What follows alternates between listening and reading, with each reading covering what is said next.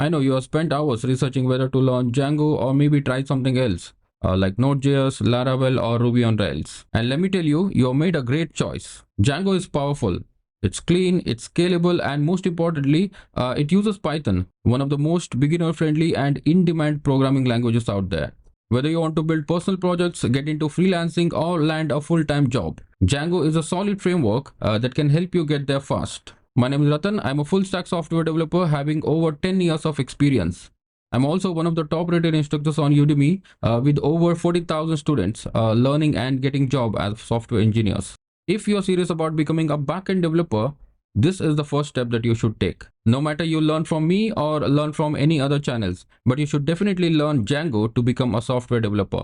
In this course, I'm going to walk you through the basics of Django step by step. We'll start from scratch, how to install Django, set up your first project, understand the core concepts like models, views, templates, and by the end, you'll have built two fully working projects, an employee directory and a simple to-do list application. While these projects are not huge ones, but it teaches you the core principles of software development. So nothing is small here. We all started from learning Hello World. So consider this is your first step. I'll keep things simple and beginner friendly. We'll write the code together. I'll explain everything as we go, and you'll get the hands-on experience building real world projects. This course is completely free and all the code will be available in the description. So make sure to follow along with me and don't skip the steps because every line of code helps build your understanding. Alright, hit that subscribe button if you haven't already and let's dive into the world of Django. I promise it's easier than you think, and by the end of this course you'll be confident building your own web applications. Let's get started.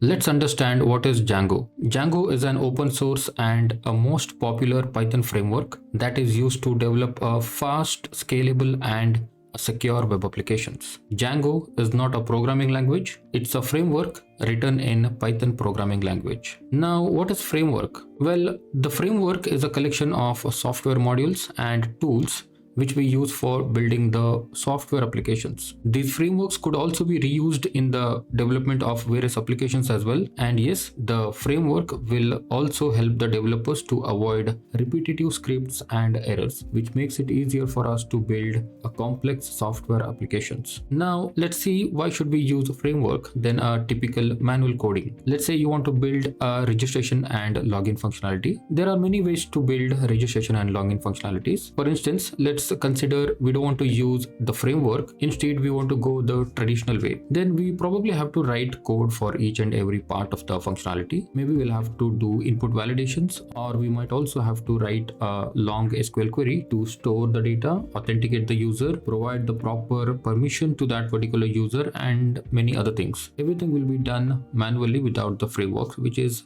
really a lot of headache and time consuming. After you have done these many things manually, you still get bugs, you still encounter security issues, perhaps it's not scalable. Now, the same functionality, if you build using the framework, then we don't have to worry about a lot of manual stuff. Frameworks, in fact, Django framework comes with many inbuilt features. For the registration and login functionalities, we don't need to manually write the code for each and every simple actions. In Django, we have something called ORM, Object Relational Mapping, which handles almost all types of database queries. We don't need to write the SQL query manually. Similarly, we have authentication backend that automatically registers the user, does all the necessary validations, and the passwords will also be stored in an encrypted format. Django uses PBKDF2 algorithm with SHA-256 hashing technique, which is very secure and is also recommended hashing technique by NIST, National Institute of Standards and Technology USA. Most importantly, Django comes with the default admin panel where you can do almost all types of CRUD operations without even writing a single piece of code. That's unbelievable, right? That's the reason why Django applications are highly secured and highly scalable. When I said scalable, it just means that if you want to extend the functionality in the future, you can easily do that with the Django framework. That's why most software development companies use Django framework for their enterprise level applications.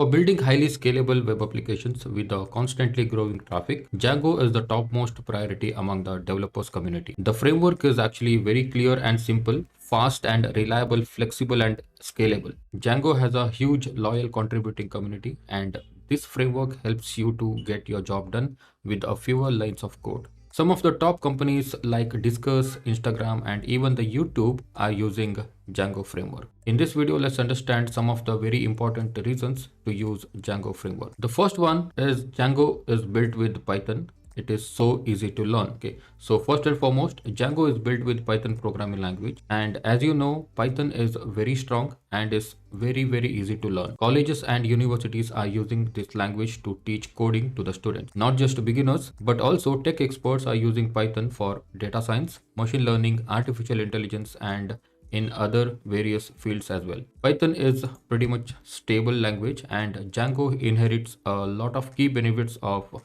Python. If you look at the core stuff of Django, all the exception files and codes are written in Python. So learning Django is very easy if you know how to code in Python. And Django is open source and it has a huge community support. Django is free and open source framework available on GitHub. It is supported by the huge community of developers, and the code is always updated by the developers. Okay.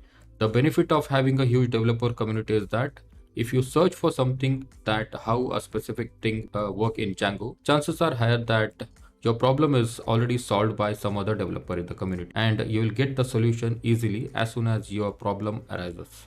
And then Django has a built-in admin user interface. In most of the frameworks, you need to create the admin panel on your own, and that takes a lot of time. Django offers a fully featured web interface that is generated automatically for each and every app that you build. The admin panel is very well structured, and it allows developers to create, update, delete the users and any other database objects specific to the app. And of course, as per your need, you can even customize or modify the admin panel user interface. You also get permission and authentication modules out of the box. You don't need to spend a lot of time building it from the scratch. This kind of huge support is not available in a lot of other frameworks or libraries. And Django follows dry principle. Dry means don't repeat yourself. In programming, code reusability or following the dry principle is really important, especially when you're updating the code regularly. When you follow the dry principle, you just don't use the existing code. You also avoid the unnecessary lines of code, bugs, or errors in the application. And Django is scalable and it is reliable. Today, every startup or company is concerned about the scaling of the application. What if the website hits scale and it needs to handle the heavy traffic and large volume of information? Surely you need to use the framework that can handle the huge amount of data, right? So Django is able to tackle the project of any size, either it's a small scale web application or it's a high loaded web application. So Django has a very good documentation. For quick reference, good documentation for any framework or language matters a lot, especially when we get stuck somewhere during the development phase of any project. Django provides well organized documentation with the example code, which is very helpful in building different kinds of real world applications. So these are some of the important reasons why you should use Django for building your next web application. Okay, in this video, we'll talk about softwares that we need for building Django applications. I always prefer at least 2 code editors for every software engineers. My recommended editors are VS Code, Atom, and Sublime Text. But for this course, we will install VS Code. And of course, if you like any other editor, feel free to use it. But for me, I will use VS Code. So for installing VS Code, you just go to Google and type install VS Code. Okay, so when you go to this first link, and you will be landed into this download page. So from here, you can install VS Code for Windows, Linux, and Mac. Okay. Choose your operating system, download the installer and install it. There is nothing special in installation. It's just how you install a typical Windows application or a Mac application. All right. So once that is done, optionally you can install Git Bash. So this is the Git Bash official website. Git Bash is a terminal where you can run Linux commands on Windows operating system. For the Mac users, you can either use Mac's default terminal or you guys too can install Git Bash. Alright.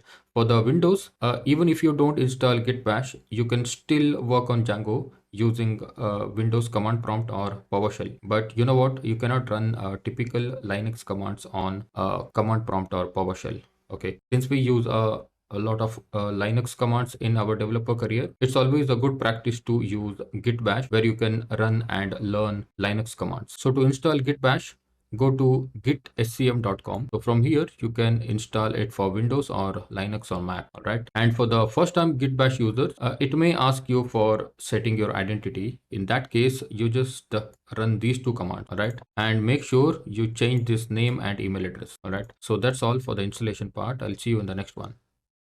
Okay, welcome back. I hope you guys have installed a code editor and Git Bash. So let's start this course by creating a virtual environment for our project. Basically, we create a virtual environment because we want to develop our application inside a dedicated space in our system. It's like a special space for our Django application. Whatever we do in the project, we will be doing inside the virtual environment. All right. By the way, what is virtual environment and what do we do inside the virtual environment? Well, while developing a software applications, we will need various packages or libraries. Every package has its own versions or version numbers. So inside the virtual environment, we actually install specific versions of the packages to run our software application. Now, what happens if we don't create a virtual environment? That's a big question now. Okay, with the help of this presentation, we will understand what happens if you don't create a virtual environment. Let's say this is our computer storage. In the computer storage, we create multiple projects that deals with the various business logics. For instance, we have project 1, project 2, project 3, 4, 5, 6 and so on. Okay. In order to run these Django projects, we will have to install various Python packages because as I said in the beginning, Django inherits a lot of functions from Python. That's why we install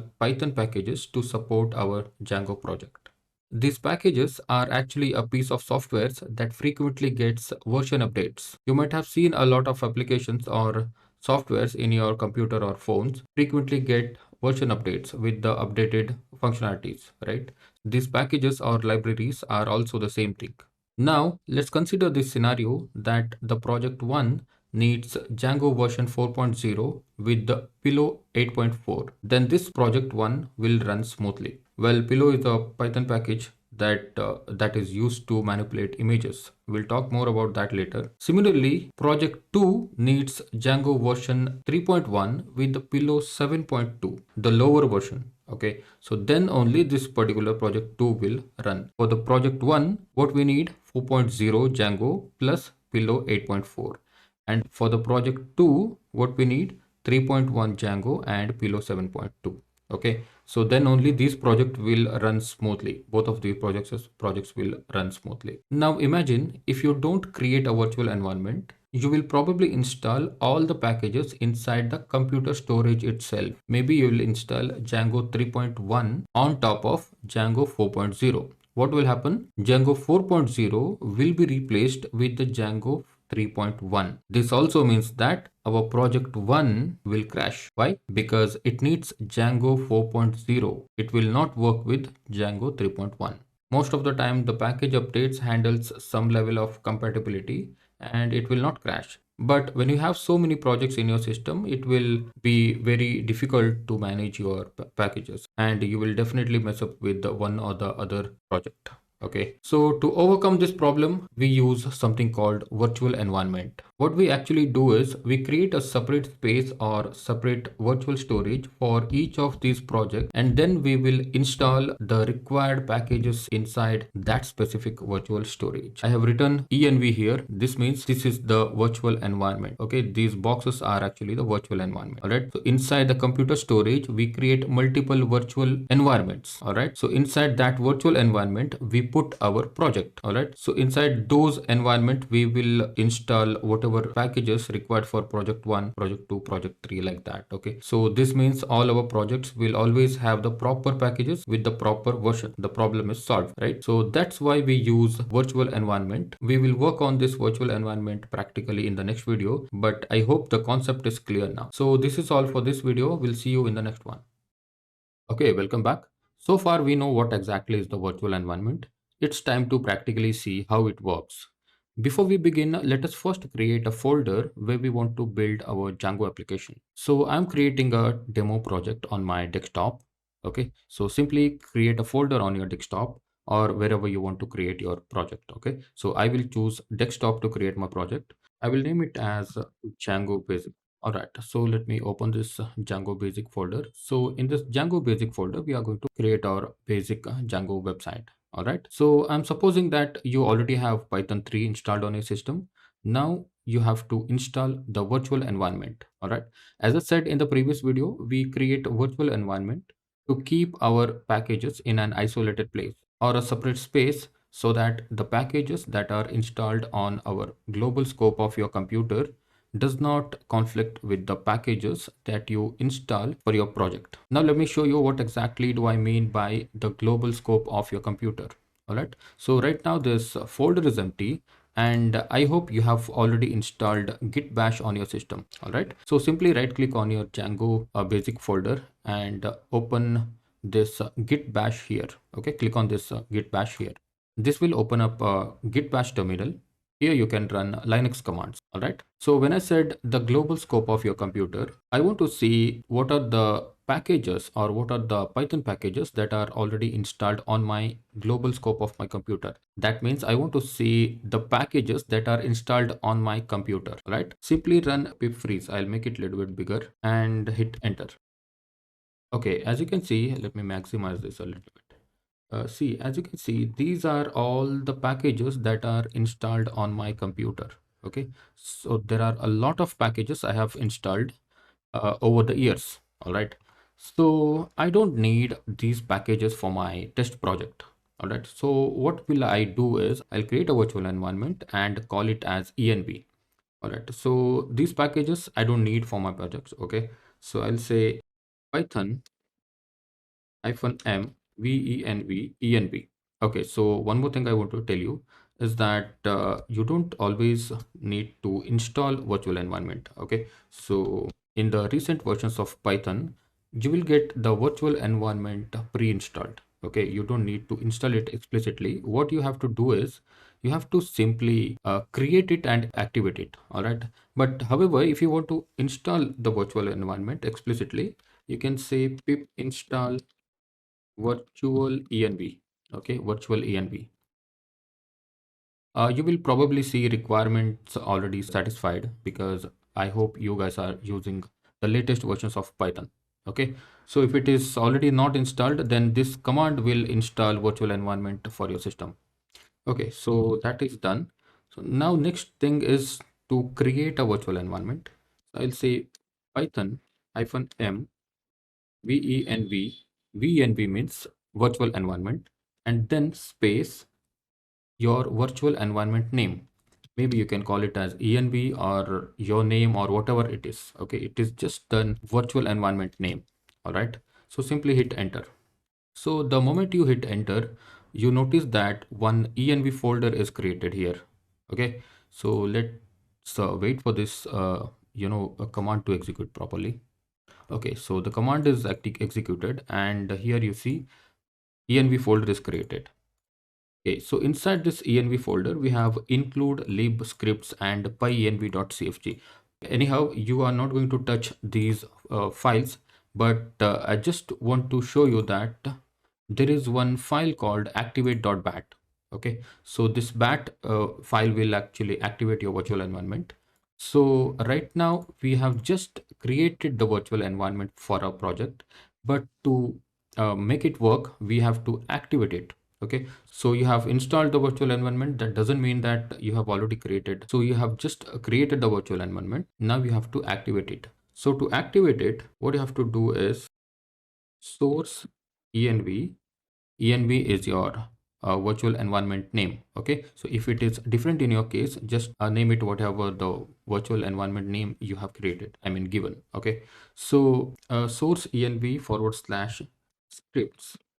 Okay, scripts means this scripts. I'm navigating to this scripts folder through this terminal, and again / I want to navigate to activate, because if you see scripts folder, and if you open this, you see this activate, right? Activate.bat. So you don't have to give activate.bat, you just simply say activate. Now hit enter.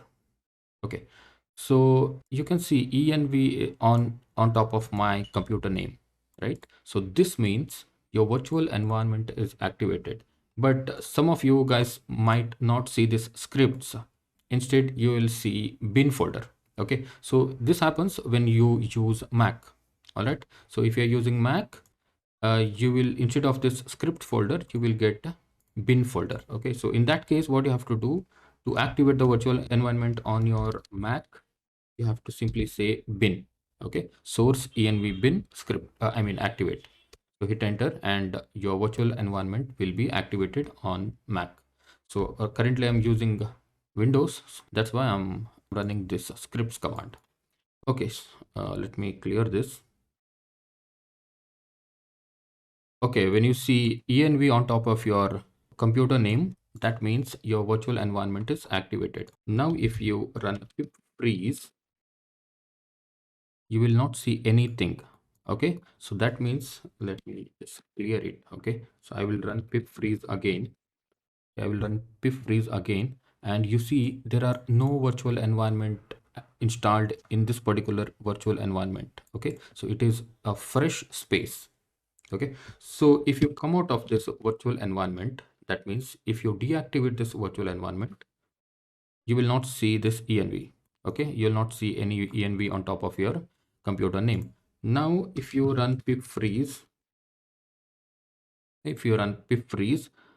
all the packages that are installed on your computer will be listed. Okay, pip freeze will just actually list down all the packages that are installed on your system. Okay, so that's why we use a pip freeze.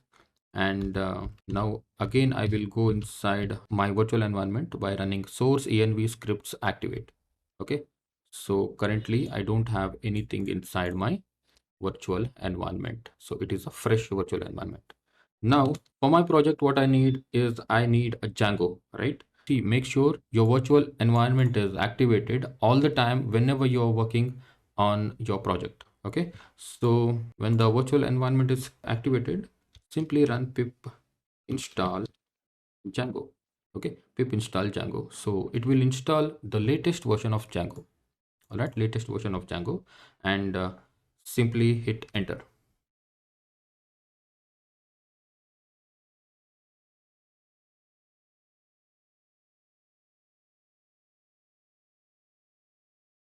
Okay, Django is installed now. So now if you run pip freeze,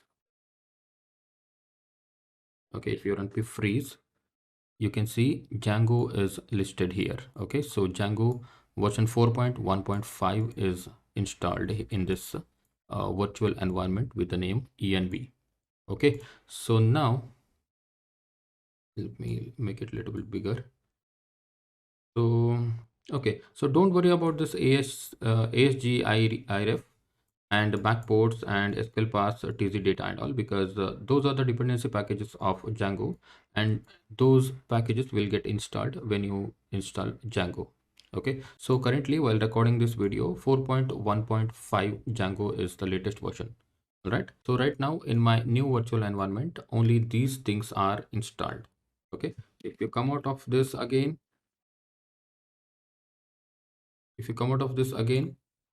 and you run pip freeze, so many other things are installed. Okay, so many other things are installed, as you can see here. So in here Django 4.0.3 is installed. Okay, in my global scope Django 4.0.3 is installed, but I don't want that 4.0.3 for my project, so that's why I installed the latest version of Django for my project. Okay, so inside the virtual environment. So that's it for this video, and in the next one we will create our Django project. Okay, thank you. Okay, welcome back. In the previous video we have installed Django in our virtual environment. Now it's the right time to create our first Django project. Currently I have opened my Git bash terminal in this Django basic folder. Because we have installed Django, we have the access to run Django admin commands. So for creating the Django project, we should run Django admin start project and your project name. So if you go to this Django documentation, you can see the command here. Okay, so here it is saying Django-admin start project and my site. So this my site can be anything, maybe your project name. All right, so I'll go back to my git bash terminal, and what I'll do is I will actually run this command. Okay, so I will copy this, and I will paste it on my terminal. So with this, I will also add one dot here. So this dot means we are telling that the project should be created on the root folder. Okay, so nothing else. All right, I'll hit enter now. Okay, so we have created a Django project. If you go back to your Django basic folder and you see this my site folder, and there is this manage.py file. Okay, and if you go inside this my site, you can see there are a couple of files. All right, I'll talk about these files in a while. So now what I will do is I will open this. Okay, I will open this with the code editor. So right now I have VS Code, so that's why I can simply say code space dot. Okay, so it will open my project folder inside the VS Code editor. Okay, so here you can see I have environment. Okay, so this is my virtual environment, and this is my site project. Okay, so this is the project level directory, and this one is manage.py file. I'll explain what is manage.py file. All right, when we create a Django project, the Django itself creates a root directory with the project name that you give it. In this case, we have created the project name called my site. Okay, so that's why it has created the folder my site.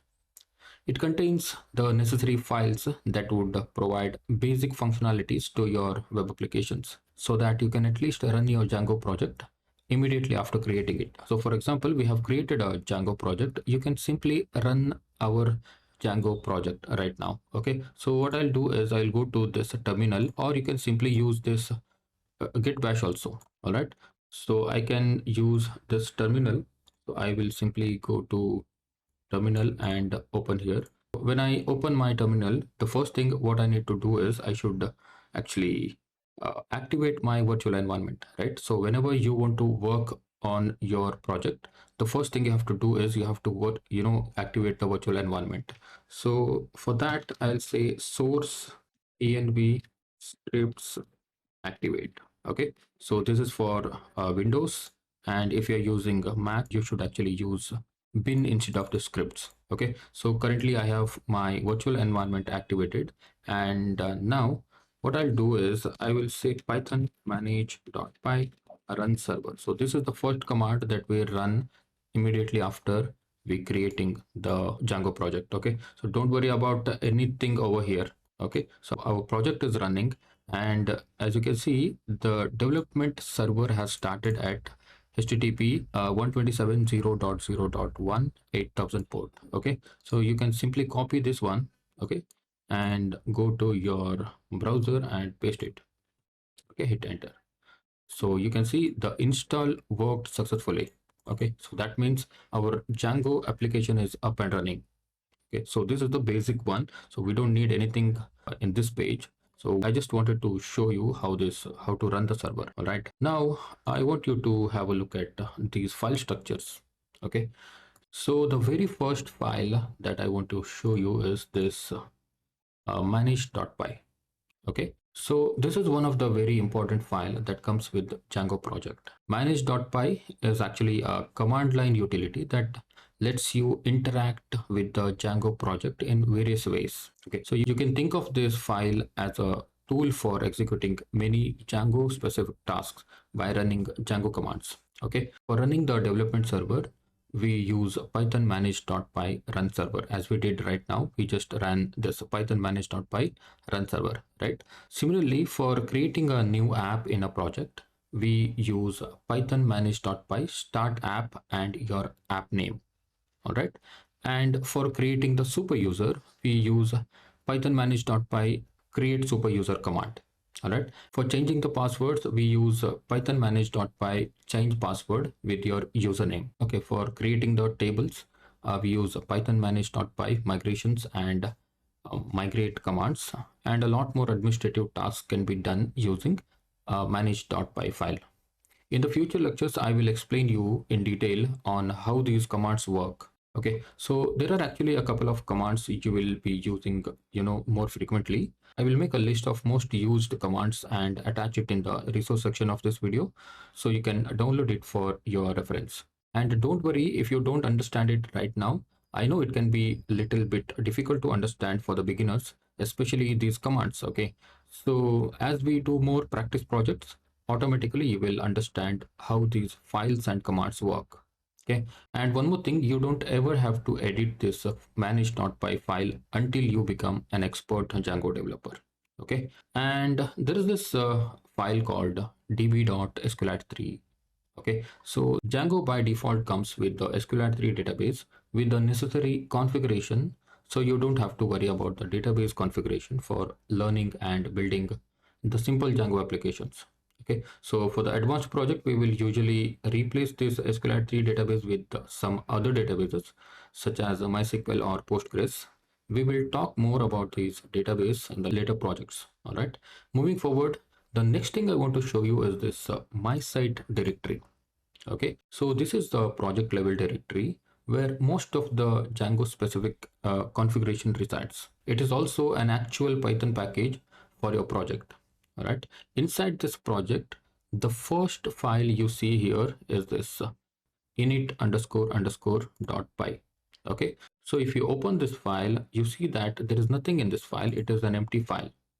Okay, you can ignore this file if you want to, because you don't ever have to do anything with this file. But you know what, let's try to understand what is the purpose of this file. All right, well, before we try to understand what is this init.py file is, we need to first know something called Python package. In simple words, a package is basically a folder that contains a collection of modules. So modules are nothing but Python files that defines functions, classes, and variables. All right, and adding an empty file with the name of __init__py tells Python interpreter that this directory is no more a simple folder, it's a Python package. Okay, so shall we delete this empty file? No. If you delete it, you cannot import modules from one package to another. Okay, so that means when you are a software developer, you always need to reuse your code. Okay, so if you have written a function in one package and you want to reuse that function inside another package, we usually import that function to wherever we want to use it. Okay, so that we don't need to write it again and again. Okay, we write once and we use it wherever we want. So those importing things happens because of this init.py file. Simple. Okay, and the next file we will look at is this wsgi file. Don't worry, I'm not skipping these files. I will tell them one by one. So I think I should first explain this wsgi.py file. All right, and this is mainly concerns with the WSGI server, and it is used for deploying our applications on the production server like Apache or Nginx. WSGI stands for Web Server Gateway Interface. It can be thought of as a specification that describes how the servers should interact with web applications.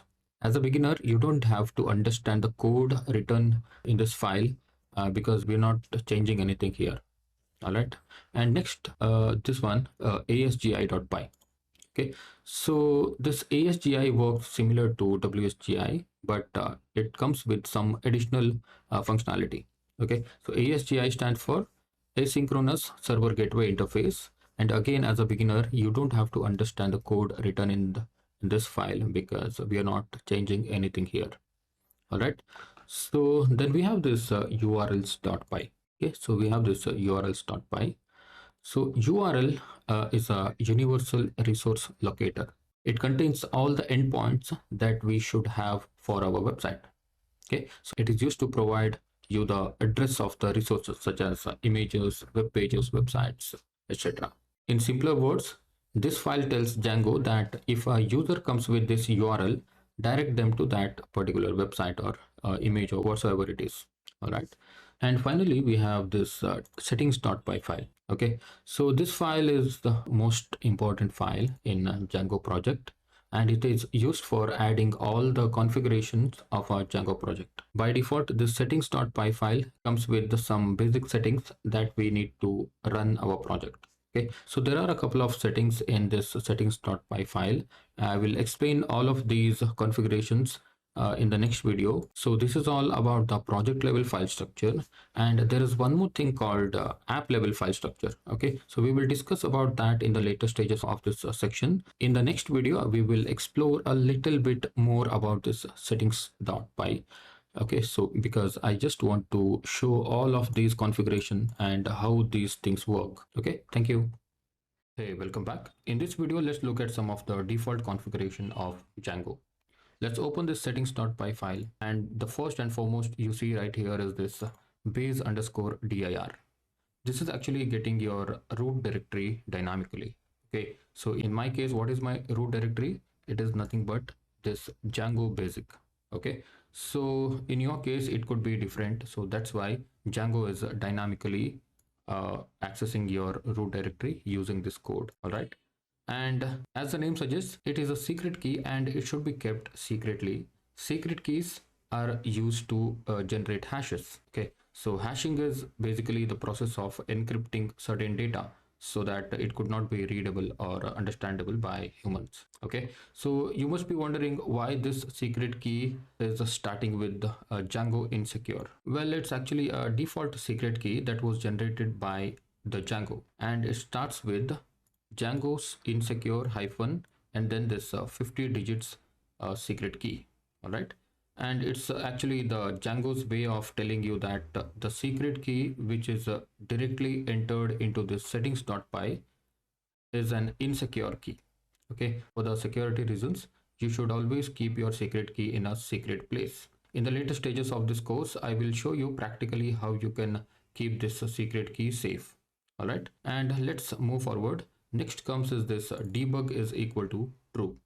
Right, it's a boolean value. By default, this debug is set to true in the development server. When I said development server, it just means that as a developer you're working on this project and running it on the local server. Okay, so as you can see, we are running this project on local server, which is 127.0.0.1:8000. 8000 is a port number. Okay, so this is what we call the development server. Okay, since you are a developer, you want to see any errors or warnings on your web page while you are working on it. So that's why you set debug is equal to true. But in the production server, after deployment, you don't want to show any errors to the live users, right? And it also shows some sample code, URL patterns and all that. So you should not expose it to the public. In that case, you should actually set debug is equal to false. As you can see, security warning, don't run with the debug turned on in productions. All right, in the production, always remember you should never ever set debug is equal to true on the production server. Always set it to false on production. All right, and then allowed host. Well, in this allowed host, you enter the domain names of your website where you want to run your project. All right, even if you keep it blank on the development server, you will not receive any errors. But in the production server, you must actually put your IP address, I mean the server IP address or the domain name. Otherwise, you cannot run this project. An app is actually a package with the Django modules. These modules are used to perform business logic. All right. A Django project can have multiple apps. With these multiple apps, you can create reusable components based on what type of logic you are writing. Okay, we have not created any apps yet, but we'll definitely create one in the next lecture. But whenever you create an app in the Django project, you must register that app name in this installed apps section. Okay, so more about apps in the next lecture. All right, and the middleware is used to perform the various functions in your application.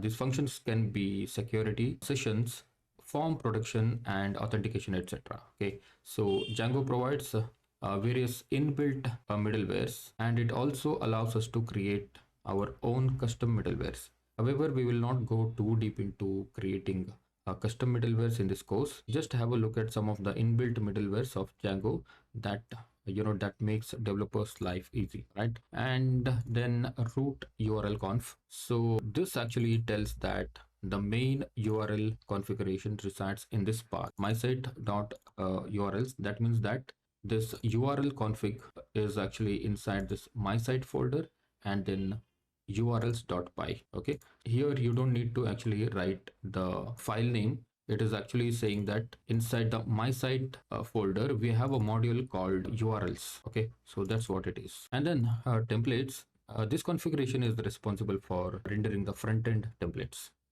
All right, so this configuration tells Django that from where the WSGI application should run. Okay, so here it is saying mysite.wsgi.application. This actually means that inside the mysite package we have a module called WSGI. This is the one, and inside that WSGI module we have something called application.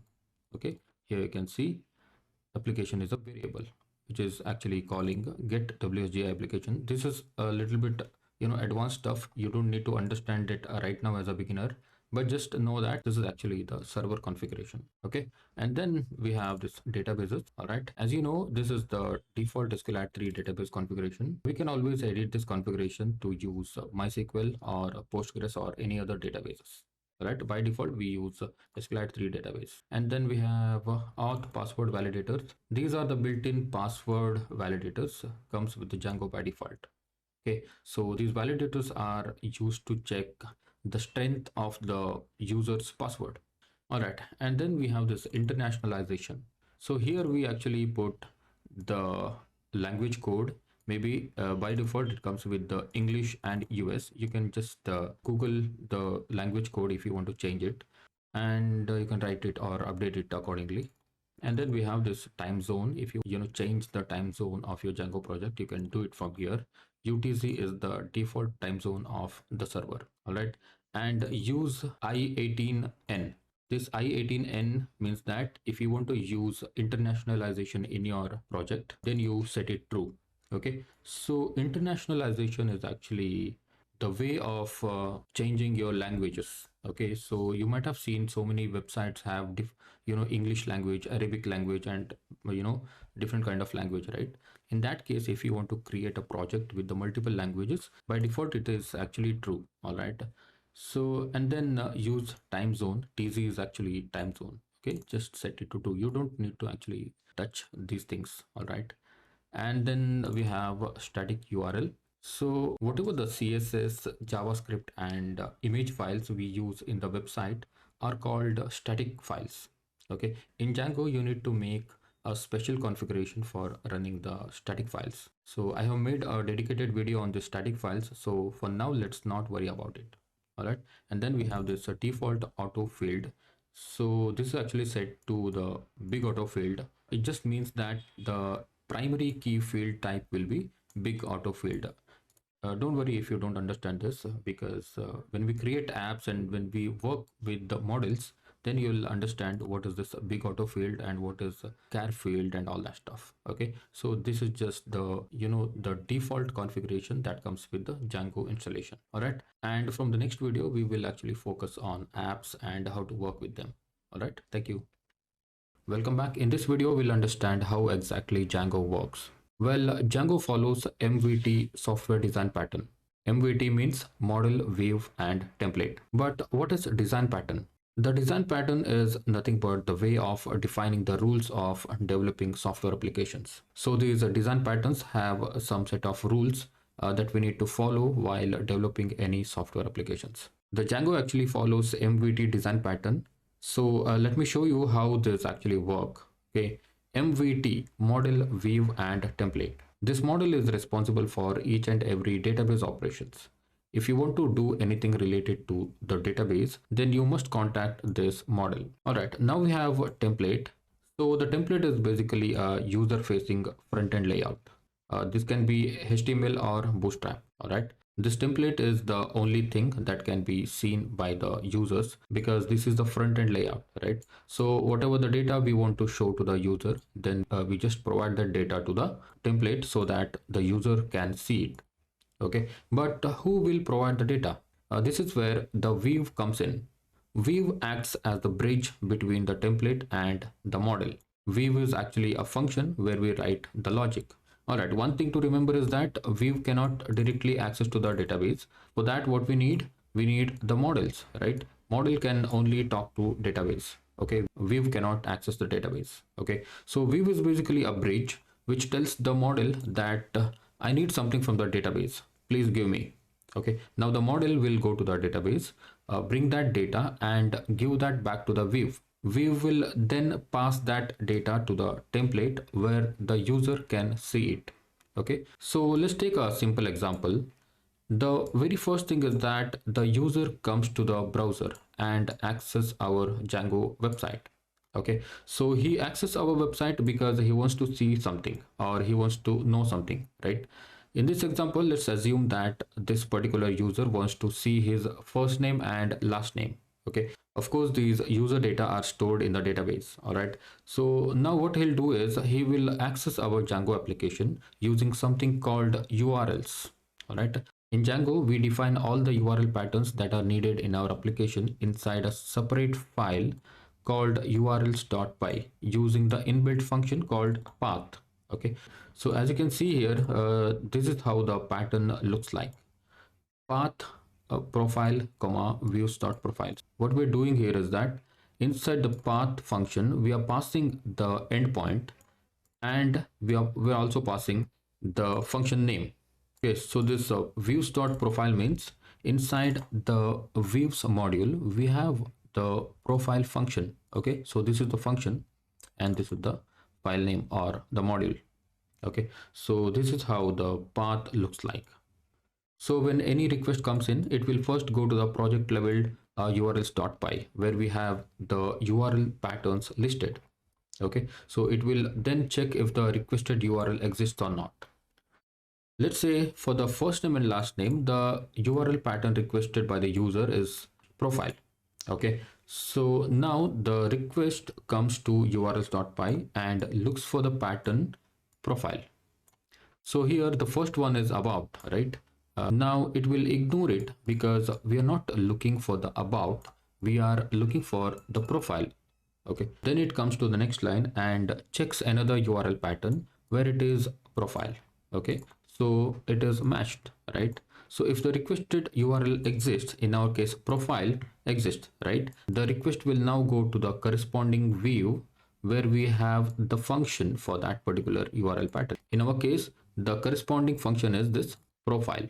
Okay, so if this is the URL pattern the user is looking for, then the corresponding function will be views dot profile. Okay, so the profile will be the function name. So this function will trigger. All right, this function contains the logic for what to do with the request. So in this case, our logic says go and get the first name and last name from the database. Then it will go to the model. Of course, view itself cannot contact to the database directly, right? So Weave has to contact model to do anything related to the database. Okay, so model is the only one who does all the database related operations. Okay, so you should keep that in mind. All right, if the requested data is available in the database, then the model will give that data back to the Weave. So now we have the first name and last name in the Weave. We want to show that to the user, right? So that's where the template comes in. From the view, we pass the data to the template, which is the front end layout that the user can see, right? So from the template, he will see the first name and last name that he requested. Okay, so this is actually the workflow of Django when the user requests for some data. All right, in this video, let's try to experiment some basic request and responses. First, we will run the server and see our website. So as you can see, my virtual environment is not active. So what I should do is I should actually activate my virtual environment. Source env scripts activate. Okay, so if you're using Mac, just replace this script with bin. All right, so let me hit enter and here you can see my virtual environment is activated. Okay, so now I will run my server by running the python manage.py run server. Okay, my server is running now, and now I'll go to 127.0.0.1 and hit enter. So here you can see my Django website is up and running. So here I want to go to the path called home. Okay, so this is just an example. So if I go to this path home, so currently it is telling me page not found, but I want to print something here. Okay, I want to print hello world. Okay, so let's try to code this. So the first thing what we need to do is we need to create our proposed request. I mean the endpoint. All right, in this case home. So I'll go to urls.py. So this is the first thing you should ever do. All right. So first thing is you should pass the endpoint, that is home forward slash. Okay, home forward slash comma. Okay, just ignore this admin.site.urls for now. All right, I will explain that in a moment, but just focus on this one. All right, path home comma. So when you hit home, you should actually trigger a function called home. Okay, so I have written views.home here because we are going to create views module in this my site folder. Okay, so this home will be the function name that we are going to create right now. Okay, just put one comma here, right? So now this is giving you error. You can see a name error, name views is not defined. All right, so this is because we don't have any module called views inside this my site folder, right? So what you should do is you should create one file, new file called views.py. Okay, views.py. Okay, we have created one file. So this file is nothing but the module. All right. So right now views.py exists, but still it is giving us the error. That is because we have not imported this views inside this urls.py. We need the access to the home function, right? So that's why what we should do is from dot is always a current directory. Okay, from dot import views. Okay, so what this is telling is from this current directory where the urls.py is, import views module. Okay, import views module. So we have the views module here, and then we can access any function which is inside this views.py. Currently we don't have any function here, so we will create one function. So I'm sure you know Python and you know how to create a function, right? We say define, the function name will be home. Okay, so this function will always take a request. Okay, so this function will always take a request and it will return. Okay, we want to return something, right? We want to return, for now we will return http response, http response, http response, and we'll say hello world, hello world. But you see this http response is giving us warning. That is because we have not imported http response. Okay, so it will come from Django.http. Okay, import http response, import http response. Okay, from Django.http, import http response, then we don't have any errors. All right, so now we don't have any errors here also, right? So now what we'll do is we will hit this URL. Okay, we will hit this URL, that is home. Okay, so now so far we were getting the page not found. Now let's see, we will refresh the page and you can see hello world, hello world is printing, right? So what has happened, the user has requested home URL pattern. Okay, user has requested home URL pattern and the request came to this urls.py. Okay, request came to this urls.py where the home endpoint exists. Okay, and the home endpoint's corresponding view is the home function. Okay, so this home function is inside our views.py and then this will trigger home function which is returning http response hello world. That's what we are seeing in the page. Okay, so this is how the http response works. And now let's see can we print HTML tags or something? Okay, we'll wrap this hello world inside our this h3 tag. Okay, so let's see if that works or not. Let's refresh. Okay, our h3 tag is also working inside our HTTP response. All right, but you know what? We don't want this kind of history and all. Before that, what I'll show you is that we are actually going to home to see the home, right? So if you go back to the home, then we don't have anything. This should be our home, right? So what I'll do is I will actually remove this home and keep it blank. The blank means the home page. Okay, so home page will be blank, or I can say the empty string. Okay, when you put this empty string, that means that after this 8000 port we don't have anything. Okay, that means the home page, right? So here you can see hello world is printing here. That is because we don't have anything here. This is blank. Okay, when you go to the home page, home function will trigger and home function is actually returning this hello world. All right, now if you want to change this hello world to something else, you can change it here. Let's say this is our home page. Okay, save this file and go back to your website and refresh it. All right, this is our home page. So this is how we print the HTTP response from the Django views.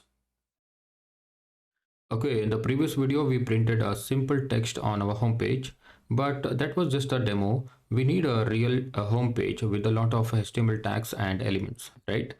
So what if we try to load all the HTML tags and elements inside this HTTP response? Of course, we are going to mess with this file and we will never be able to manage this file. Okay, so that's where the template comes in. So instead of using the HTTP response, we will render the template. Okay, so how to render the template now? So the first thing you have to do is you have to actually create a folder on your root folder. Okay, so let me collapse this and you have this manage.py, right? So this is actually your root folder and you just create a new folder called templates. Okay, root inside the root folder, just create a templates folder, and inside this templates, just create a new file called home.html. Okay, so we have created one home.html here. So what we will do is we will simply cut this. We'll simply cut this and put it here. Okay, so now we want to actually load this home.html, not this HTTP response. So how to connect this views to this home.html? So for that, what we use is something called render. Okay, so we will return render. So inside the render function, it actually takes the request. Okay, we are actually taking the request inside this home function, right? So the same request will go here, comma, the template name, which is home.html. Okay, so the home.html is actually inside the templates. Okay, so that's why you say inside the single quotation home.html. And one more thing, render is not imported in this file, so that's why what we should do, we should actually say from Django.shortcuts, import render. Okay, you must be wondering how do I remember all these from where this HTTP response comes.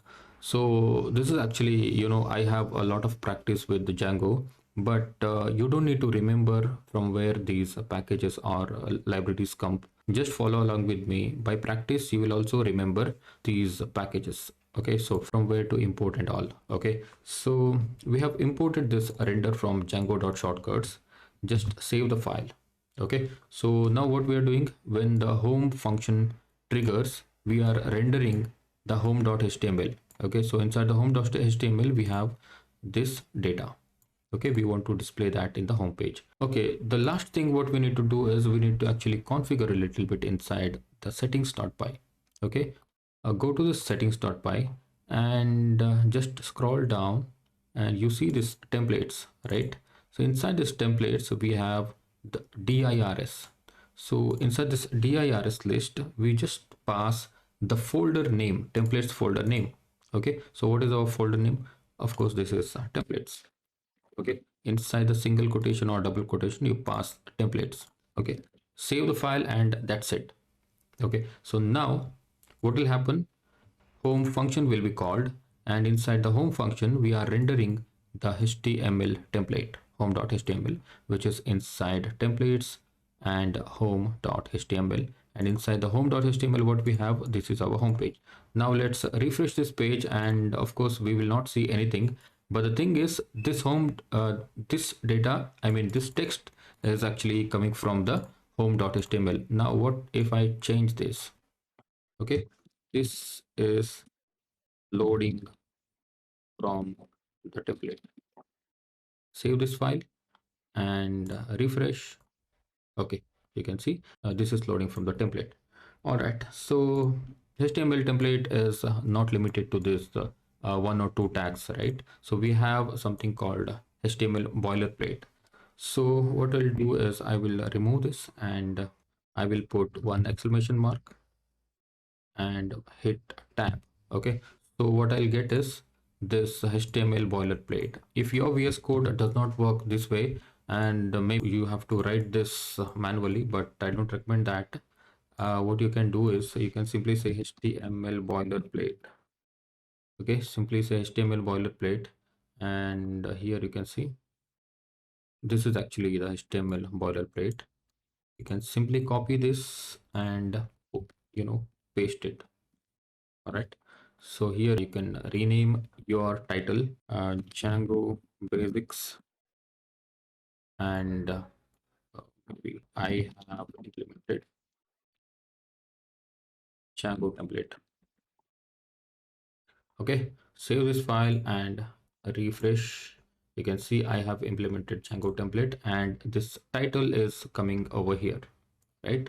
So if you view page source, you can see the HTML code or the boilerplate.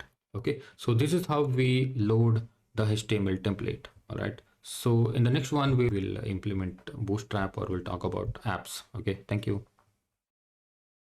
Welcome back. In this one we'll see how to implement Bootstrap in our Django project.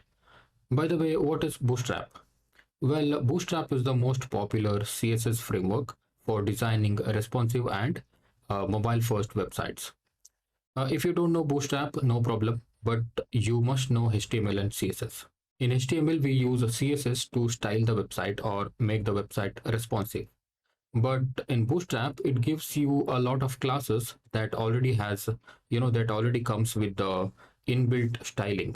So you don't need to write CSS properties manually. The only thing you do in Bootstrap is adding the correct class names to your HTML tags. Bootstrap also gives you ready-made components such as forms, tables, navbars, etc. You can simply copy the component from the Bootstrap's documentation and use it wherever you want in the project. Okay, so if you want to learn more about Bootstrap, there is this website called w3schools.com. Okay, w3schools.com. So in this website, you can learn a lot of things about web development. Okay, so here you can learn HTML, CSS, Bootstrap, so many things. Okay, so you can learn Bootstrap 5 from here. All right, so these are the basic tutorial for starting up with Bootstrap. Anyways, I'm not going too deep into learning Bootstrap in this course because this is particularly a Django course. Okay, all right. Now to implement Bootstrap in our Django project, the only thing that you need to do is include the CDN to our project. CDN means Content Delivery Network. It provides necessary CSS and JavaScript to load the Bootstrap based components. Okay, so first of all, what we need to do is we need to go to this getbootstrap.com. Okay, getbootstrap.com. Here you see include via CDN. So these two links you can copy from here. Okay, copy to clipboard and go to your home.html just above your head tag. Okay, just above your head tag ending. here, and copy and paste that. And again, this one is a script tag. This is also a CDN. So this will give you inbuilt JavaScript code to load the Bootstrap components. Okay, copy these two link and script tags and paste it just above this closing head tag.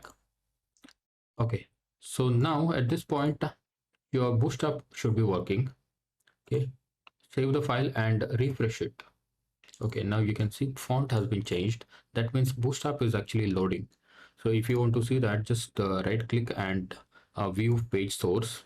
Here you can see just above the closing head tag, we have included the bootstrap.min.css.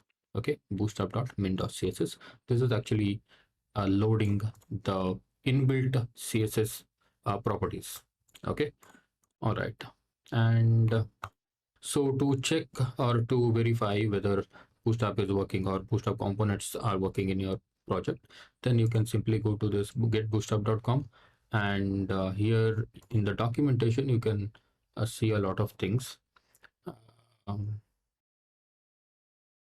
See from tables, if you go to this tables, you can simply copy these tables and all. Okay, so I will copy this table code. Okay, and in the body I will paste it here and refresh. Okay, you can see the table is printing here. Okay, so you know what I'll do is I'll simply say Control Z. Okay, I'll undo it and I'll add a class. I'll add div with a class of container.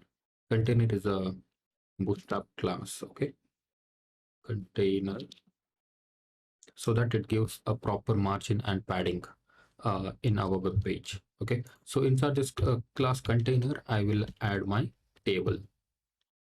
All right, now refresh. Okay, you can see we have a little bit of padding at the right and left side. Okay, so this one, I want this one also to be inside the container. What I'll do, I'll simply cut this h1 tag and I will put it inside the container. Okay, so instead of I have implemented Django template, what I'll do, I will say employee list. Okay, so employee list, simply refresh. All right, you can see employee list is printing here, and let's say I want to give some padding on top of this employee list text. So what I can do, to this class container, I can say pt-5. Okay, so this will be padding top. PT means padding top. Okay, refresh and you see there is a padding for my container. Okay, so I have printed this employee list is because for learning the database things, I am thinking of I'm thinking of storing the employee list or student list inside the database. So that's why I just thought I should print this here. Anyways, if you want to make it student list, employee list, whatever list you want to do, just go ahead and do this. Okay, so this is how we implement the Bootstrap, but this is not a full-fledged designing. Okay, we are concentrating on Django. Okay, we are learning Django. For that reason, we need at least a little bit of front-end things, right? So that's why I have put this Bootstrap in this project. Okay, so in the next one, we'll see how we can load the static files. Okay, so that is actually a very important topic in Django. Okay, so we'll see you in the next one. Websites generally need to serve additional files such as images, JavaScript, or CSS. In Django, we refer to these files as static files. Okay, so in this video, we will understand how to configure and serve these static files in Django. Okay, so let's consider the use case. We want to serve an image and an external CSS file in our website. Okay, so what we usually do is we create a CSS file and we upload the image and load it from the HTML template. Okay, so let's see this practically if that way works or not. First of all, let's upload or let's create a CSS file in our project. Okay, so we usually create CSS or any static files inside project project level directory inside here. Okay, so inside the my site we create one folder, we call it as static. Okay, so after creating static, we put all the CSS files and CSS and JavaScript and images inside the static folder. So that's why we'll create another folder and call it as CSS. Okay, so inside the static folder we have created CSS, and again inside the static folder itself we will create another folder called images. Okay, I think we created images folder inside the CSS folder. So what I'll do is I will just open the file explorer. Okay, inside the my site folder, we have created static folder and we have created a CSS, and this images should come out of this CSS folder. Okay, so inside the static folder, we have two folders, CSS and images. Okay, so if you want to create a JavaScript folder also, you can create over here. All right, so for the example, we'll only create CSS and images. Anyways, so now here we have folder CSS and images, right? So inside this images folder, I will add one sample image. Okay, so inside the images folder, I have added one image, Django.png. Okay, so this is a test image. And the same way inside the CSS folder, I'll create one file and name it as style.css. Style.css. So this will be our external style sheet. So here what I'll do, I will actually say body. So this is the CSS. I'll simply say background color equal to blue.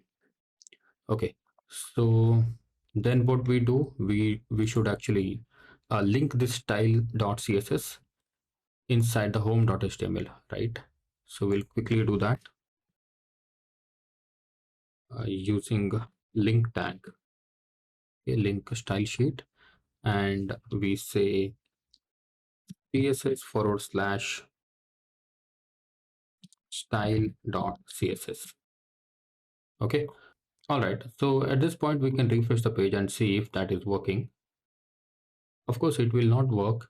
You refresh the page, it will not work. Okay, if it is working, then this the whole page should become blue, right? So that is not happening. Let's see what is wrong with that. View page source, and if you see here, we have included this style.css, right? Let's click on this style.css, and here you can see at this path we have page not found. Okay, that means Django is telling us that this style.css does not exist. So in Django, we have a special configuration to serve these static files. Okay, so currently you're seeing error for this style.css, and even if you put the image that you uploaded here, right? So if you put this image inside the img tag, let's quickly do that. Images / Django.png. If you put this like this, then also it will not work. Okay, it will not work. View page source, and here you can see image source. This is actually printing, but this is not loading anything, right? So that's why in Django we have a special configuration to serve the static files. Okay, so they are like if you go to this settings.py, we have something called static URL, right? We have something called static URL, and we should also set up the static root, static underscore root. A static root is equal to base underscore dir base directory with the static folder. Okay, so this is actually the static root. I'll tell you why we are using this static URL static root, and we have another one is called static files dirs. This is actually a list of folders. Okay, so here what you can do, you can actually you should actually put the path of this static folder. Okay, put the path of this static folder, which is my site /static. Okay, so let's see. So once we are done with this configuration, okay, and make sure the spellings are not wrong. Okay, so these spellings must be static files underscore dirs. Okay, if you make mistakes, your static file will not work. All right, so once this is done, the next step is to go to the HTML pages where you're loading the static files. Okay, so on top of the HTML file, you should actually load the static. Okay, should actually load static inside this curly braces and percentage. Okay, and once this is done, the next step is to go to this href wherever wherever you're using css file, right? So simply cut this. Okay, simply cut this. We will have to load it from the static, okay, from this folder. So that's why what you have to do, you have to say static space single quotation and paste it. Okay, open the curly braces percentage, right? And then static, and then this css /style.css or whatever the path there is, you just have to put it here. All right, now save this file and refresh. You can see static file is working. That means the css code is working, right? So that's why this page has become blue. All right, now let's see how we can load images. Okay, this image is also a static file, right? Simply cut this and open close curly braces percentage, and then load this static, and then single quotation, put the image path. Okay, so here I will simply add width. Okay, so width will be 400 or something. All right, refresh. Okay, you see this image is working. Okay, now let me tell you why we are using this static URL, static root, and static files directory. Okay, so this static URL is nothing but this URL. Let me show you that. If you right click on this image, open in new tab, you can see this static path is being appended to this image path, right? So static URL is the URL which will serve those static files. Okay, so that's why we use the static URL. And then this static root. Okay, so static root, maybe you'll not understand if I tell you right now, but still I'll tell you. So we have one command called collect static. Okay, so this command, what this command will do is it will actually collect all the static files inside the static folder, which is inside the my site folder. Okay, it will collect everything and put it inside the root directory. Okay, so this will be for deployment purpose. Okay, so even if you don't understand what I'm telling you about this static root, don't worry. Okay, so this is a little bit advanced stuff. You will understand when we deploy the site. All right, so that's about the static root. Okay, so it is actually for it is used after the site has been deployed on the server. So this static files directory is the list of folders where Django will search for additional static files when you run python manage.py run server command. Okay, so this simply means that whenever you run python manage.run server command, Django will look for the static files which is inside these directories. Okay, so if you want to put another directory here, next static folder, then this Django will look for static files inside these folders. Okay, so whatever folders you have included inside this static files directories. Okay, so that's how it is. All right, so I hope it is clear till now.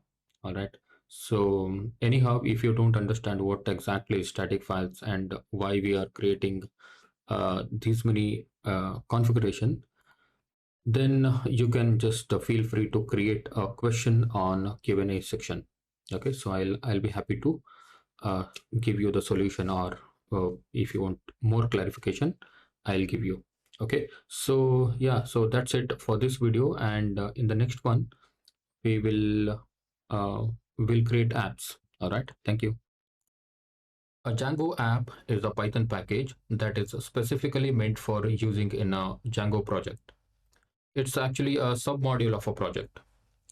Before I explain to you about apps, let's first create an app. Okay, so to create an app, we run this command. Oh, I'm sorry, I just have to stop this server.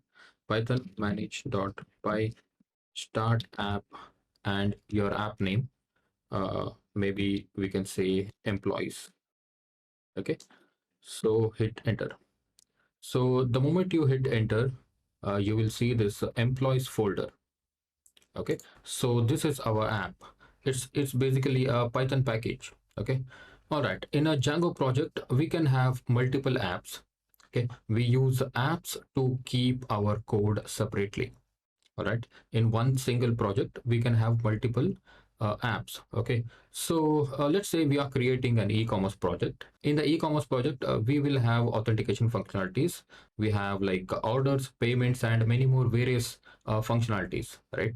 So if you write all the code for building a lot of these functionalities, then you can imagine how mess our project can be, right? We will have to write all the URL patterns, codes, queries, business logics, everything in the project level itself. It will become a real mess. You can never be able to manage the code. Okay, and forget about the reusability. So to overcome this problem, we use apps. We create apps for building a specific feature. Okay, so for the orders feature, whatever the code, URL patterns, or business logic can be written in this orders app. Okay, similarly, we have created employees app. So inside this employees app, we do all the things that are related to this employees feature. Okay, so if we have like 5 different major features, we can create the apps for each of them and manage the project seamlessly.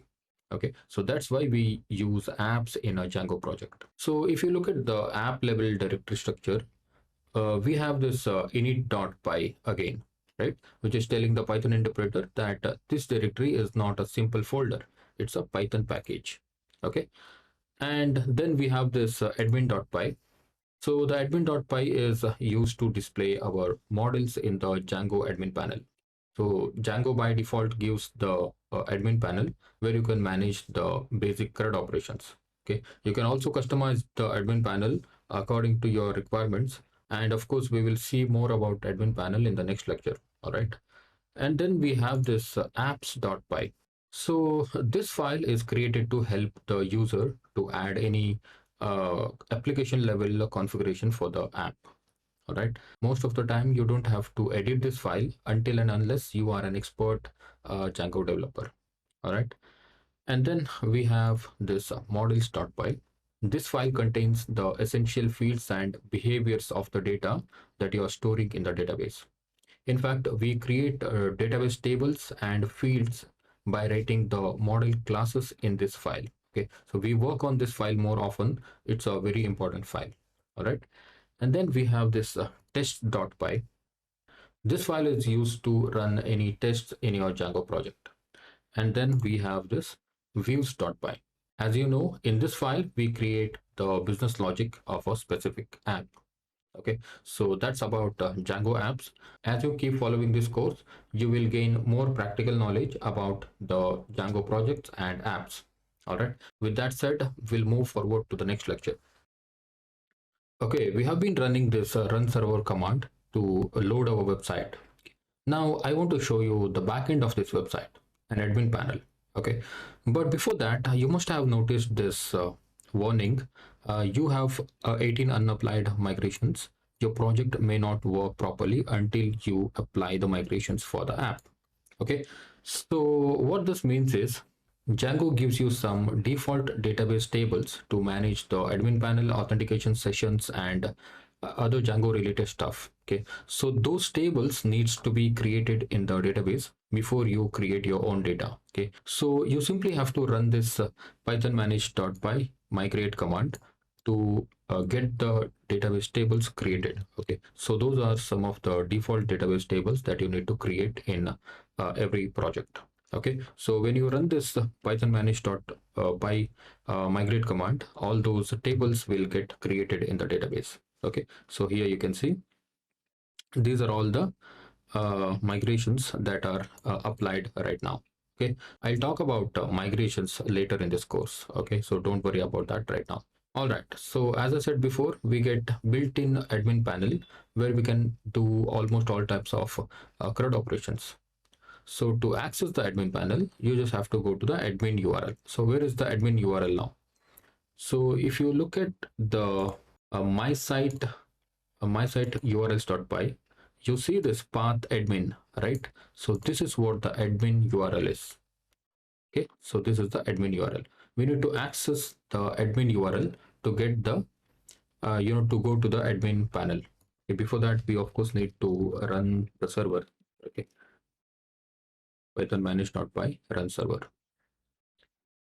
All right, now you see we don't have any unapplied migrations, right? So we have just applied, we have just created all those tables, okay, all those default tables. Okay, so now okay, so I think I need to change this color. Okay, I don't want this blue color. So in the style.css, I will remove this CSS property. Okay, save this and hard refresh on this page. Okay, so here go to admin panel. Okay, so when you hit enter, you actually go to this page. Here it is asking you for the login. Okay, so this is the uh, Django admin login page. But where is the login credentials? Okay, we don't have any login credentials yet, right? Well, in Django, we create a super user using the command line. Okay, we have a command called create super user. That's what we need to run to get the login credentials to log in to this admin panel. All right. So at this point, we are ready to create the super user. So for that, what you need to do, you need to simply stop the server and uh, let me clear this. So here you run this python manage.py create super user. Okay, python manage.py create super user. Okay, you run this command and now it will ask you for the username. Okay, so I'll say Django admin and the email address. We are actually creating a user. Okay, so it has the super user permission, gmail.com. Okay, developer.author@gmail.com, and you set the password now. Set any strong password. All right, my super user is created successfully. Now I can go ahead and log into my admin panel. Okay, run the server and go to this login page and put your credentials. Okay, you should actually enter your username. Okay, not the email address. All right, so click on login and here you can see site administration. This is actually the backend of your Django website. Okay, so here you can actually create the user. Okay, so when you click on this user and add user, from here you can actually add the user, and if you want to see the current user, and here you can see all those things. The password is actually hashed. Okay, and these are actually the basic things. All right, and we also have this groups. We'll talk about groups later sometime. Okay, so currently just focus on this users. Okay, that's about the Django admin panel. So if you want to customize this Django admin panel, you can definitely customize it. Okay.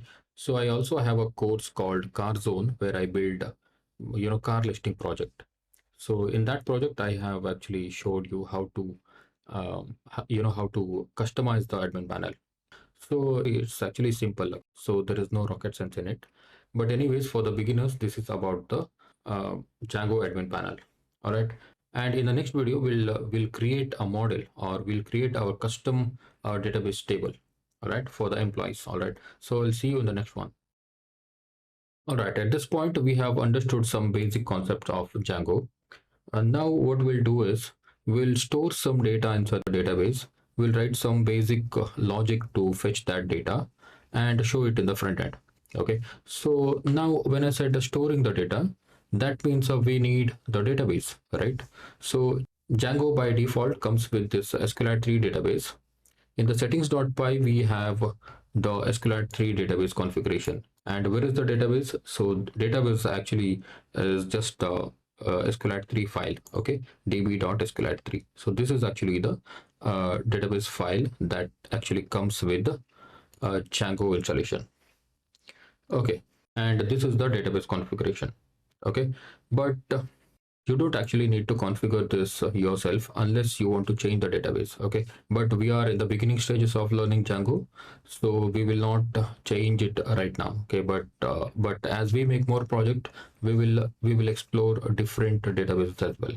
All right, so we have the database now. Next, what we need is the tables and the fields.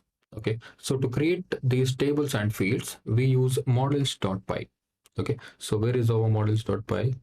Here inside the employees app, we have this models.py. So inside this models.py, we create database tables and fields.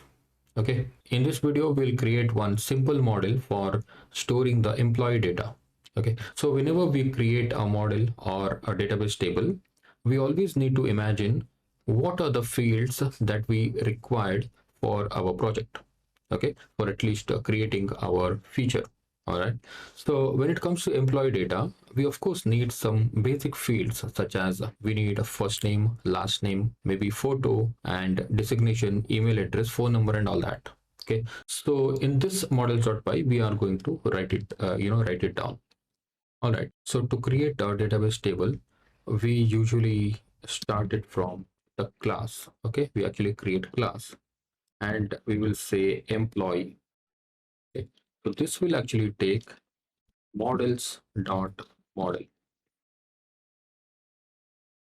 Okay. Models dot model. All right. So this class name can be anything.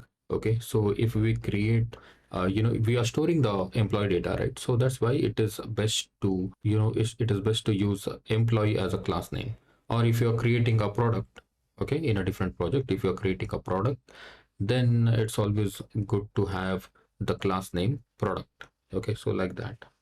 All right, so this will be our class, and here we should say first name. This will be our field name. Okay, so this will be our class name, which is actually a table name. All right, and this is the field name. First name is equal to models dot, we have a fields. Inside the models we have char field. This will be the character field. Okay, so this character field will actually take one argument, that is max length. So we'll set the max length to 100 characters, and the same way we'll say last name. Last name is equal to models dot, again char field, and we should pass a max length 100. Okay, and then let's say we should actually we need the photo as well. Okay, photo will be models dot image field.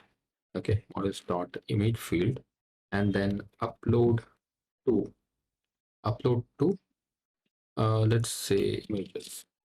Okay, so this will be actually a media file.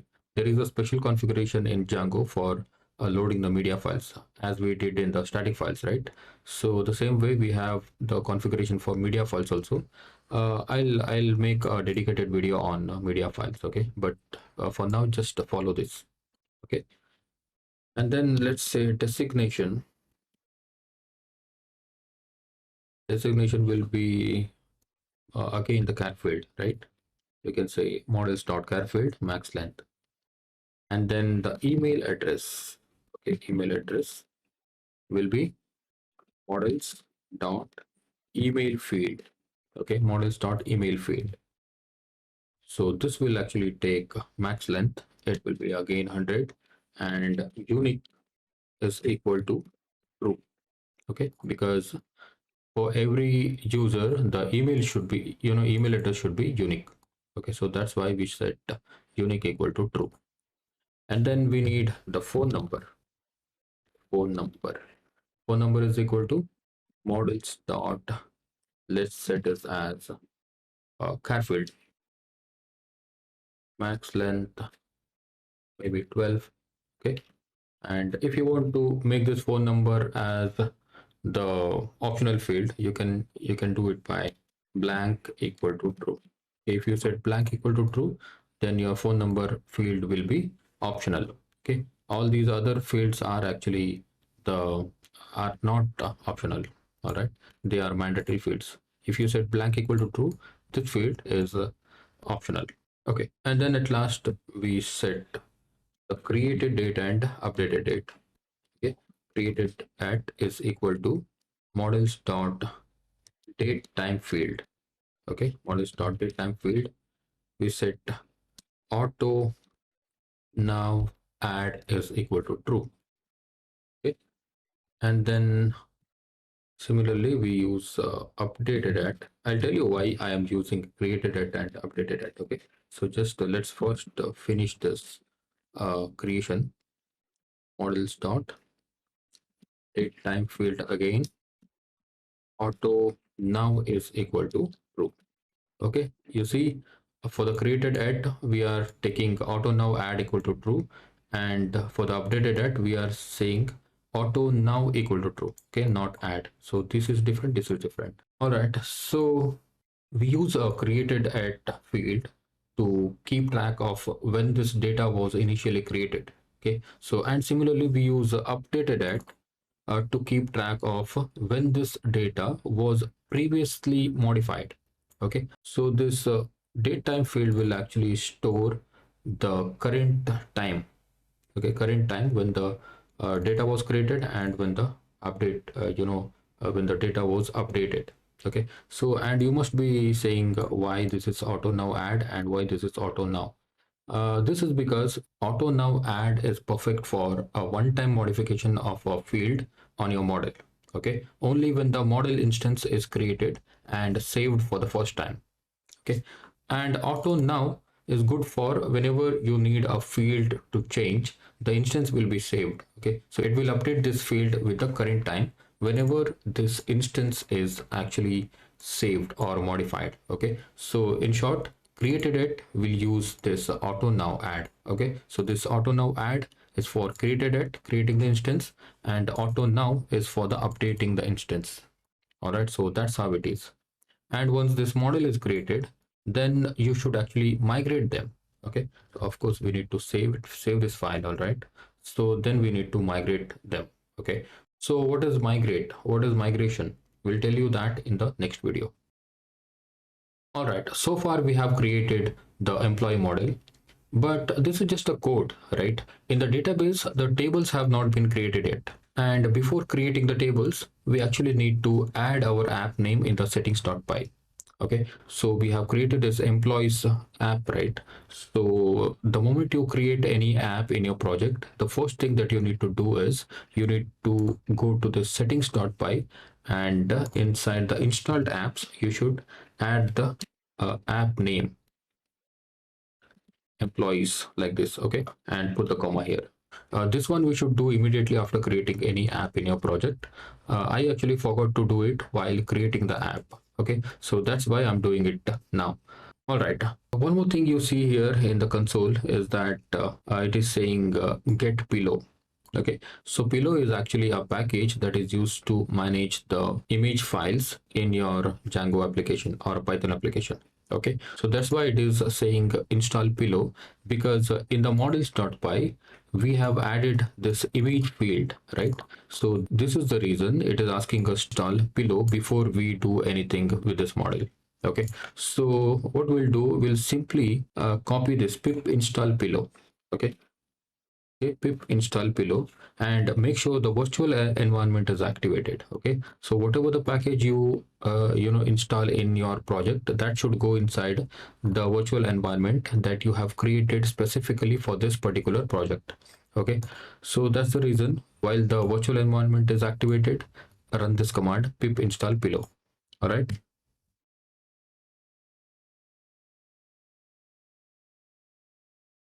Okay, so it is also telling me to upgrade my pip. Okay, I'll copy this command and I'll run it.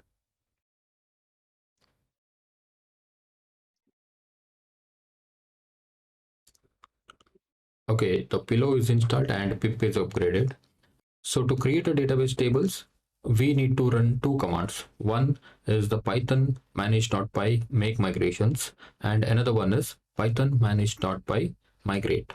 Okay, so these two commands we need to run. All right, I'll explain what these two commands do, but before that, we'll try these two commands. Let's say Python manage.py make migrations. Python manage.py make migrations. Okay, let's hit enter. Okay, so here you can see what this is telling us: employees app, right? Migrations for employees app. We currently have only one only one app, right? So that's why it is showing only one app. So inside the employees app, we have created a model called employee. Okay, so this is telling us that we have created one model, its name is employee. Okay, so what this make migration will actually do is, it will actually read your models.py, look for any changes or any modifications or any newly created classes in the models or in our models.py, and create a migration file. Okay, this is actually the Django's way of generating the SQL commands. Okay, so where is this migration file now? So inside the employees folder, we have this migration folder, right? So inside this migrations file, we have 0001 underscore initial.py. Okay, so this is our migration file for this model. All right, so now the tables are not yet created. This is just a migration file. This has just generated the SQL commands. Okay, we also have another command, right? That is migrate command. So when we run the migrate command, this will execute the SQL commands that are in the migration file. Okay, so make migration will actually read your models.py, look for any updates or any modification in the models, and create a migration file with the SQL commands. Okay, so to actually execute the SQL command, we should actually run migrate command. Okay, so let's apply this migration to our database. Apply means we'll execute the SQL commands. All right, so let's say Python manage.py migrate. So when you hit enter, this table will get created in the database. Okay, let's hit enter. All right, you can see applying employees 0001 initial. That means this migration file has been applied to our database. That means we have created the model, or we have created the database table in the database. Okay, so that's what this migrate command does.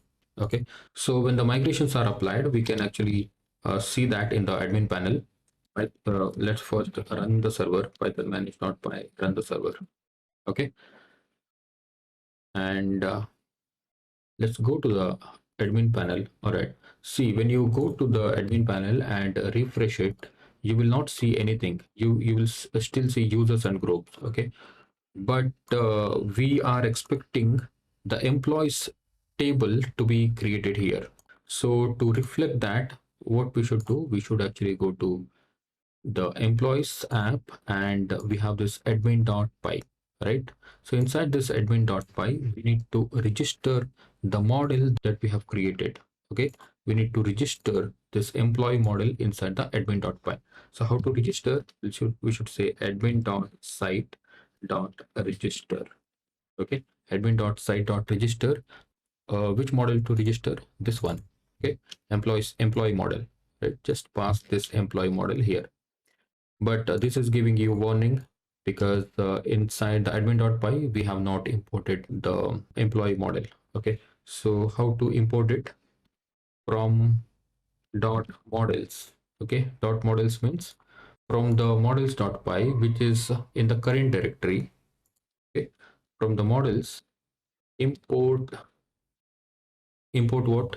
The class name, employee. Okay, employee, import employee.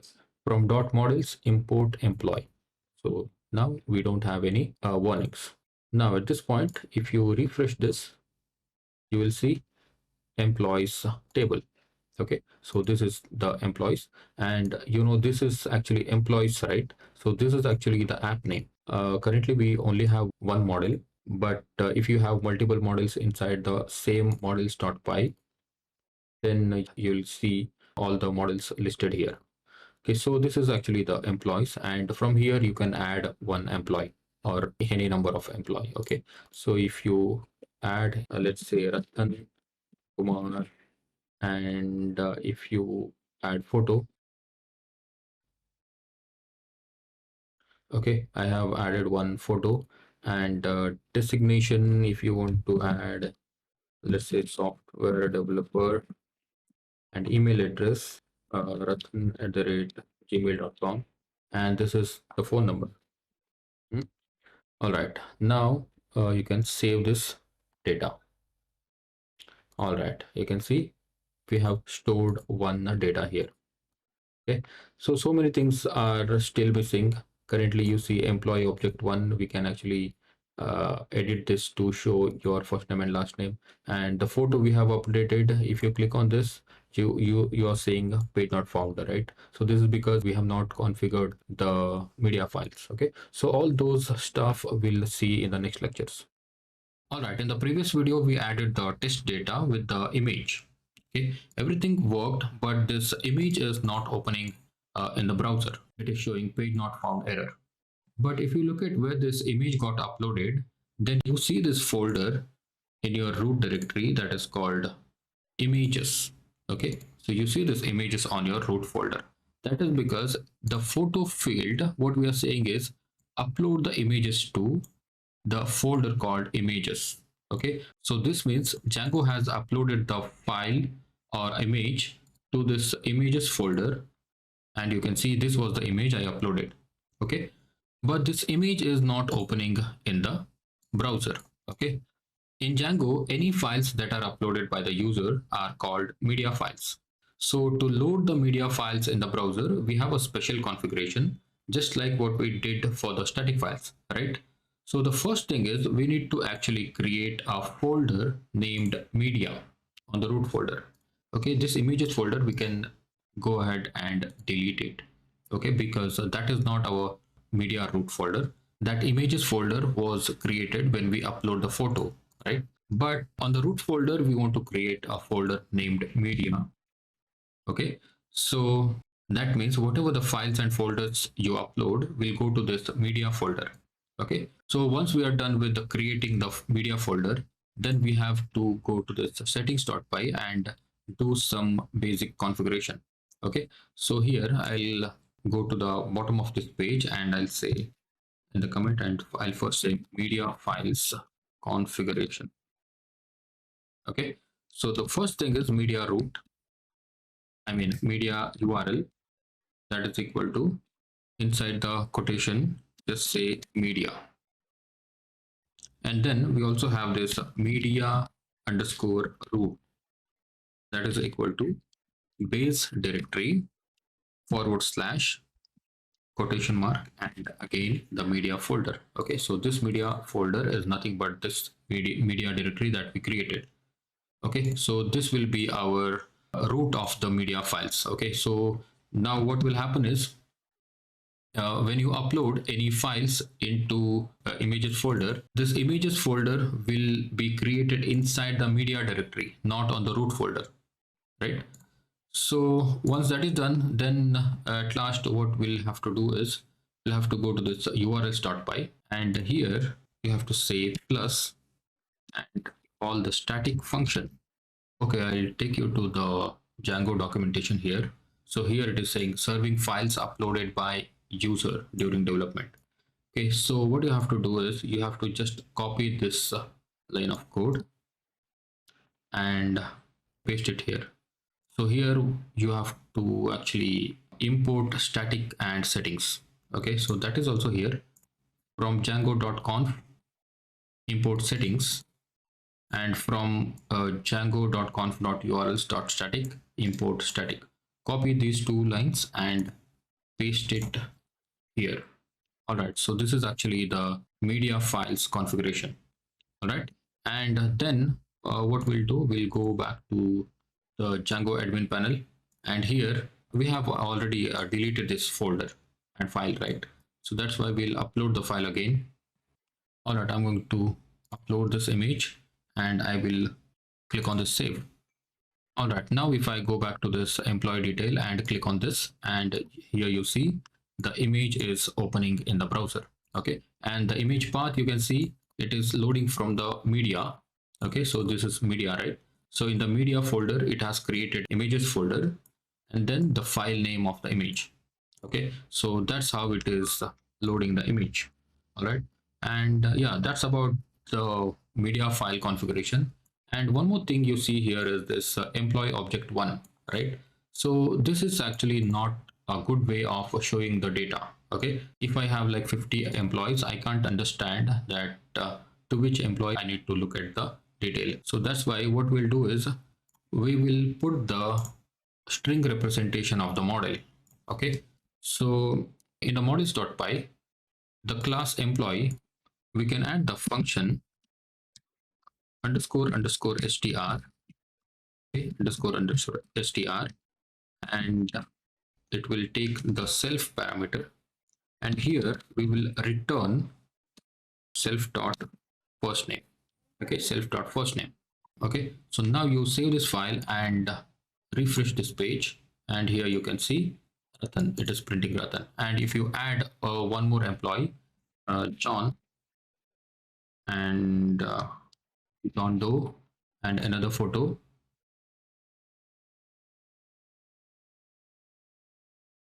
and he is a graphic designer,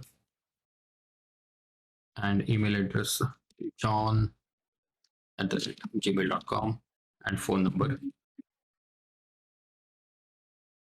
Save this, and now you can see we have two records. Okay, so that's how you add the string representation of the model. All right, we have added some demo data in the database. Now I want to show this data on our website front end. Okay, so currently we have these two employees, right? I want to show these two employees on my front end. Okay, when I said front end, this is what I meant. Okay, so you can simply click on this view site here so that it will take you to the front end. So this is the home page, right? So here we can actually list down all the employees that we have in the database. Okay, so to bring out all the data from the database, we should actually write a function. Okay, so let's go to the home function. Okay, I'm choosing home function because see where we want the data to be printed, right, on the home page, right? So that's why I'm choosing home function to write the function. Okay, so for example, we have like 5 pages: home, contact, about us pages and all. So wherever you want to print the data, just choose that function to write the logic. Okay, currently I want to print the data on the home page, so that's why I'm choosing home function to write the logic. All right, so how to write the logic now? Okay, so now what I want, just imagine we need the list of employees that are stored in the database. Okay, so when I said a list of employees, that means the employees are stored inside this employee class, employee table, right? So now what I'll do, I'll go inside this employee table. Okay, so how will I go? I'll simply say employee. Okay, employee dot objects, employee dot objects. So inside the employee class, we have something called objects. So this objects is actually given by Django. So we have one very important topic called ORM, object relational mapping. Okay, so currently you don't have to understand all that. Okay, so I'll explain what is object relational mapping and how it works in the later stages of this course. But just know that whenever we want to fetch the data from a model, okay, we first go inside the model, and that model will have the objects. Okay, and then we actually put the query. So we need all the data that are inside this employee table. Okay, so currently I'm putting this all function. Okay, so if you have some conditions, then you can put get or filter or something like that. Okay, but let's go one by one. We just want to take out all the data from the employee table, so that's why I'm calling this all function. All right, now whatever this query will give will store inside employees variable. Employees, okay, employees is equal to employee dot objects dot all. All right, so this is how we query when we want to fetch all the data from the table. Okay, now we have the warning. This model we have not imported. Okay, so that's why what we need to do, we need to actually say from employees, right? From employees dot which module we have the employee employee model. From employees dot models. Okay, from employees dot models, import the model name, that is employee. All right, now we don't have any errors, I mean warnings. Okay, now when we run this home function, what will happen? This query will trigger, and whatever result, this query will be stored inside the employees variable. Now let's print this employees variable and see what is inside it. Now let's try to run this function. How to run the function? Of course, this is the home page, right? If you refresh this page, that means our home function will run.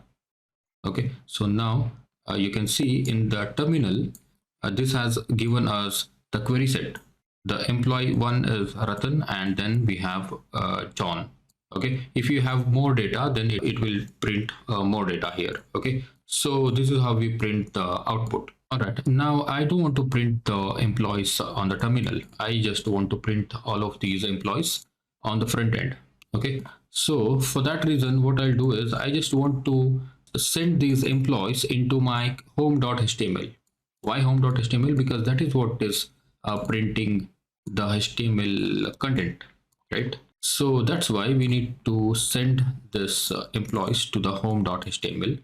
So what I'll do is I will make use of this context dictionary, a context dictionary. So we create one blank dictionary and put the employees inside this context dictionary as a key. Okay, and colon, pass the value.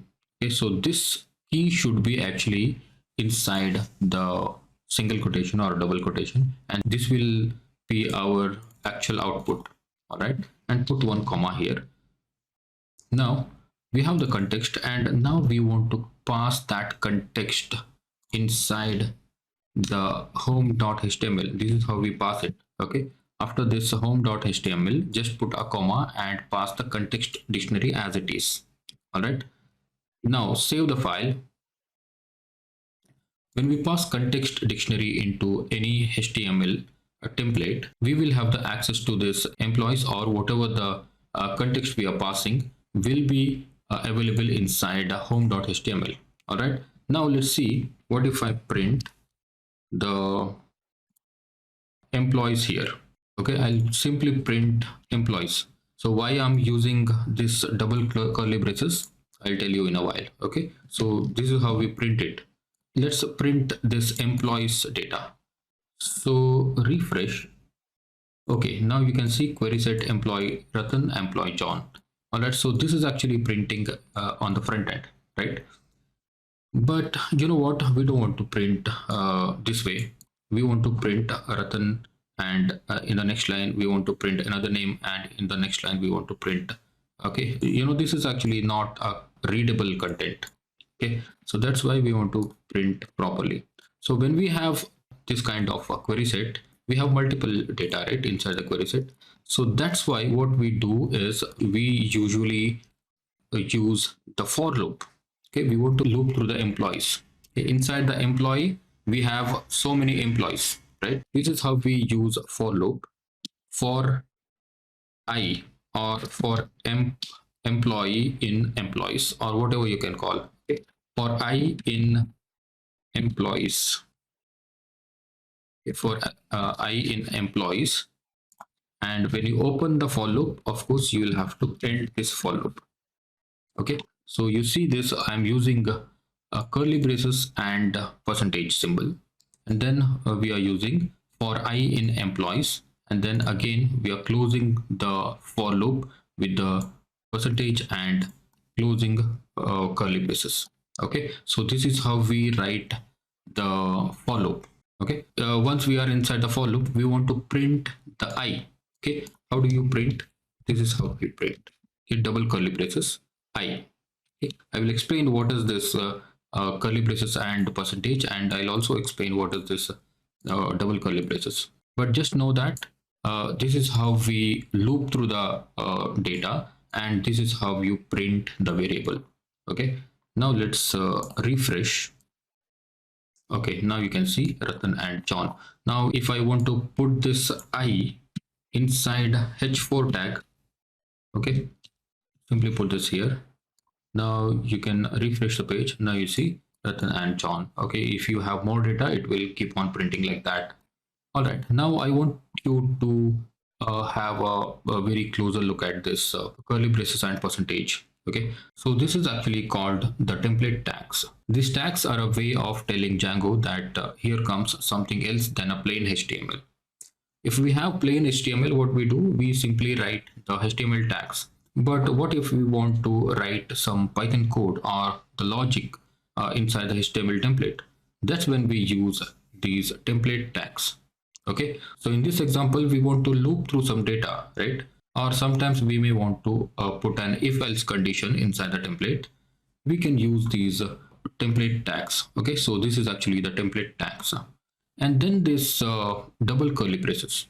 Okay, so these are also a part of Django template language.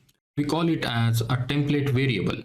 All right, so this is the template tags, and this is the template variable. Okay, these template variables are used to print the Python variables inside the HTML template.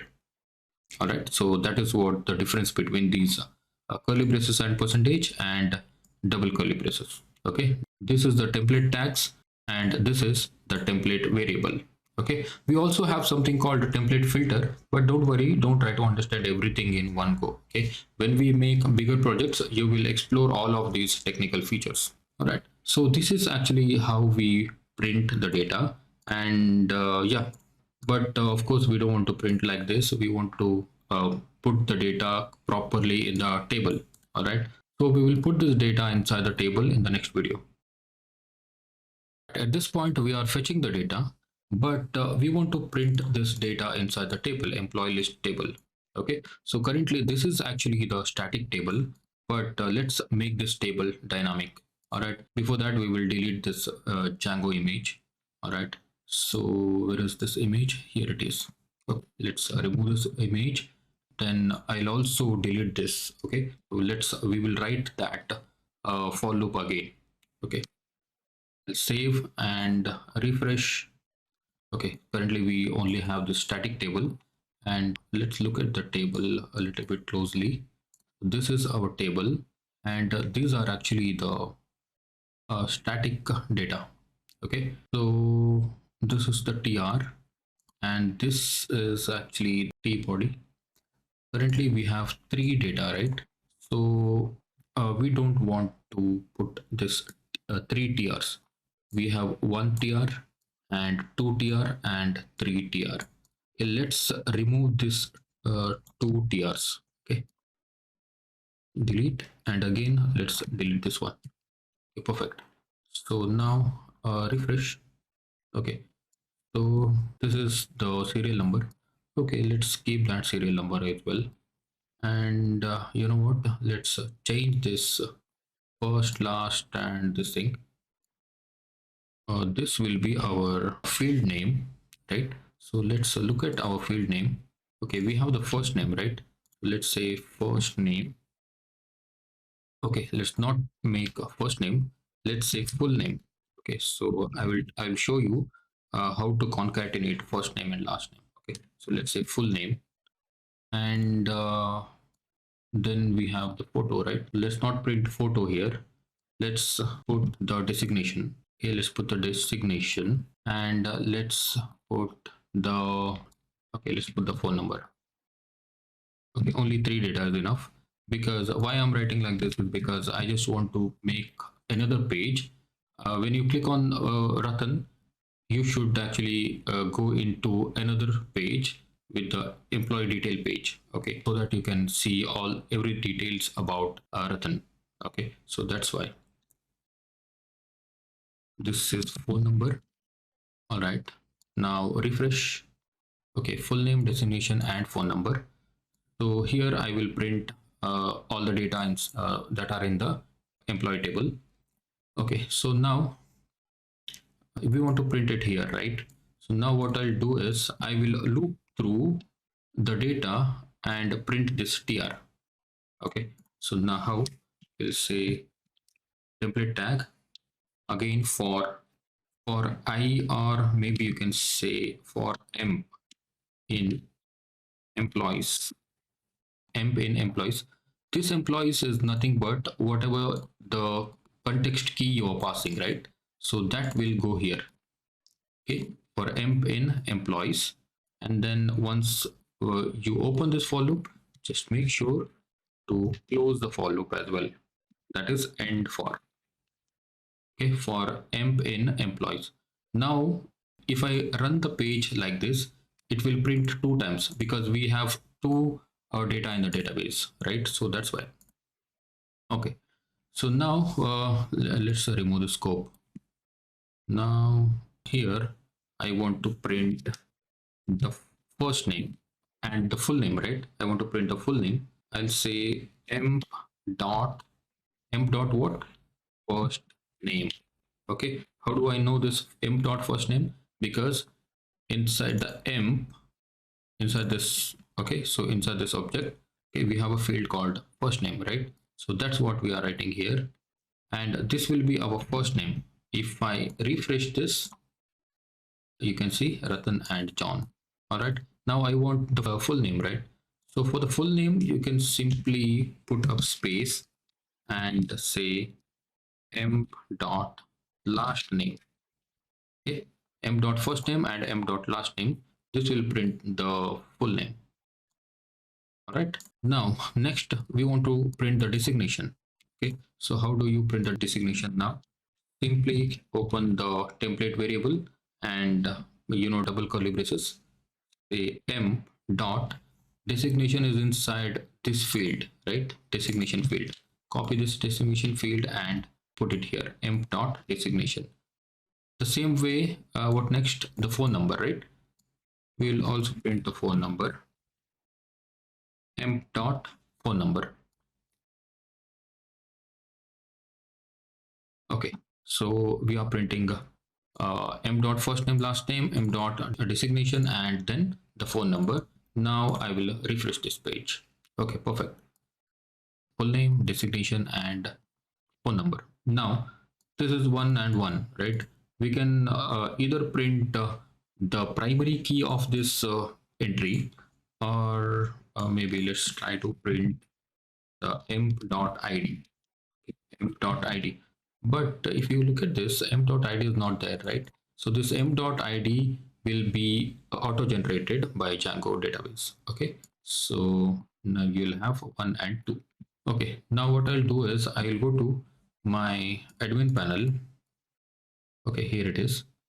I'll add Joe and Joseph. Then again one photo, designation SEO expert. and joe@gmail.com. You also add some data. Okay, so this is just for the demo purpose. All right, now save the data. Currently we have three data.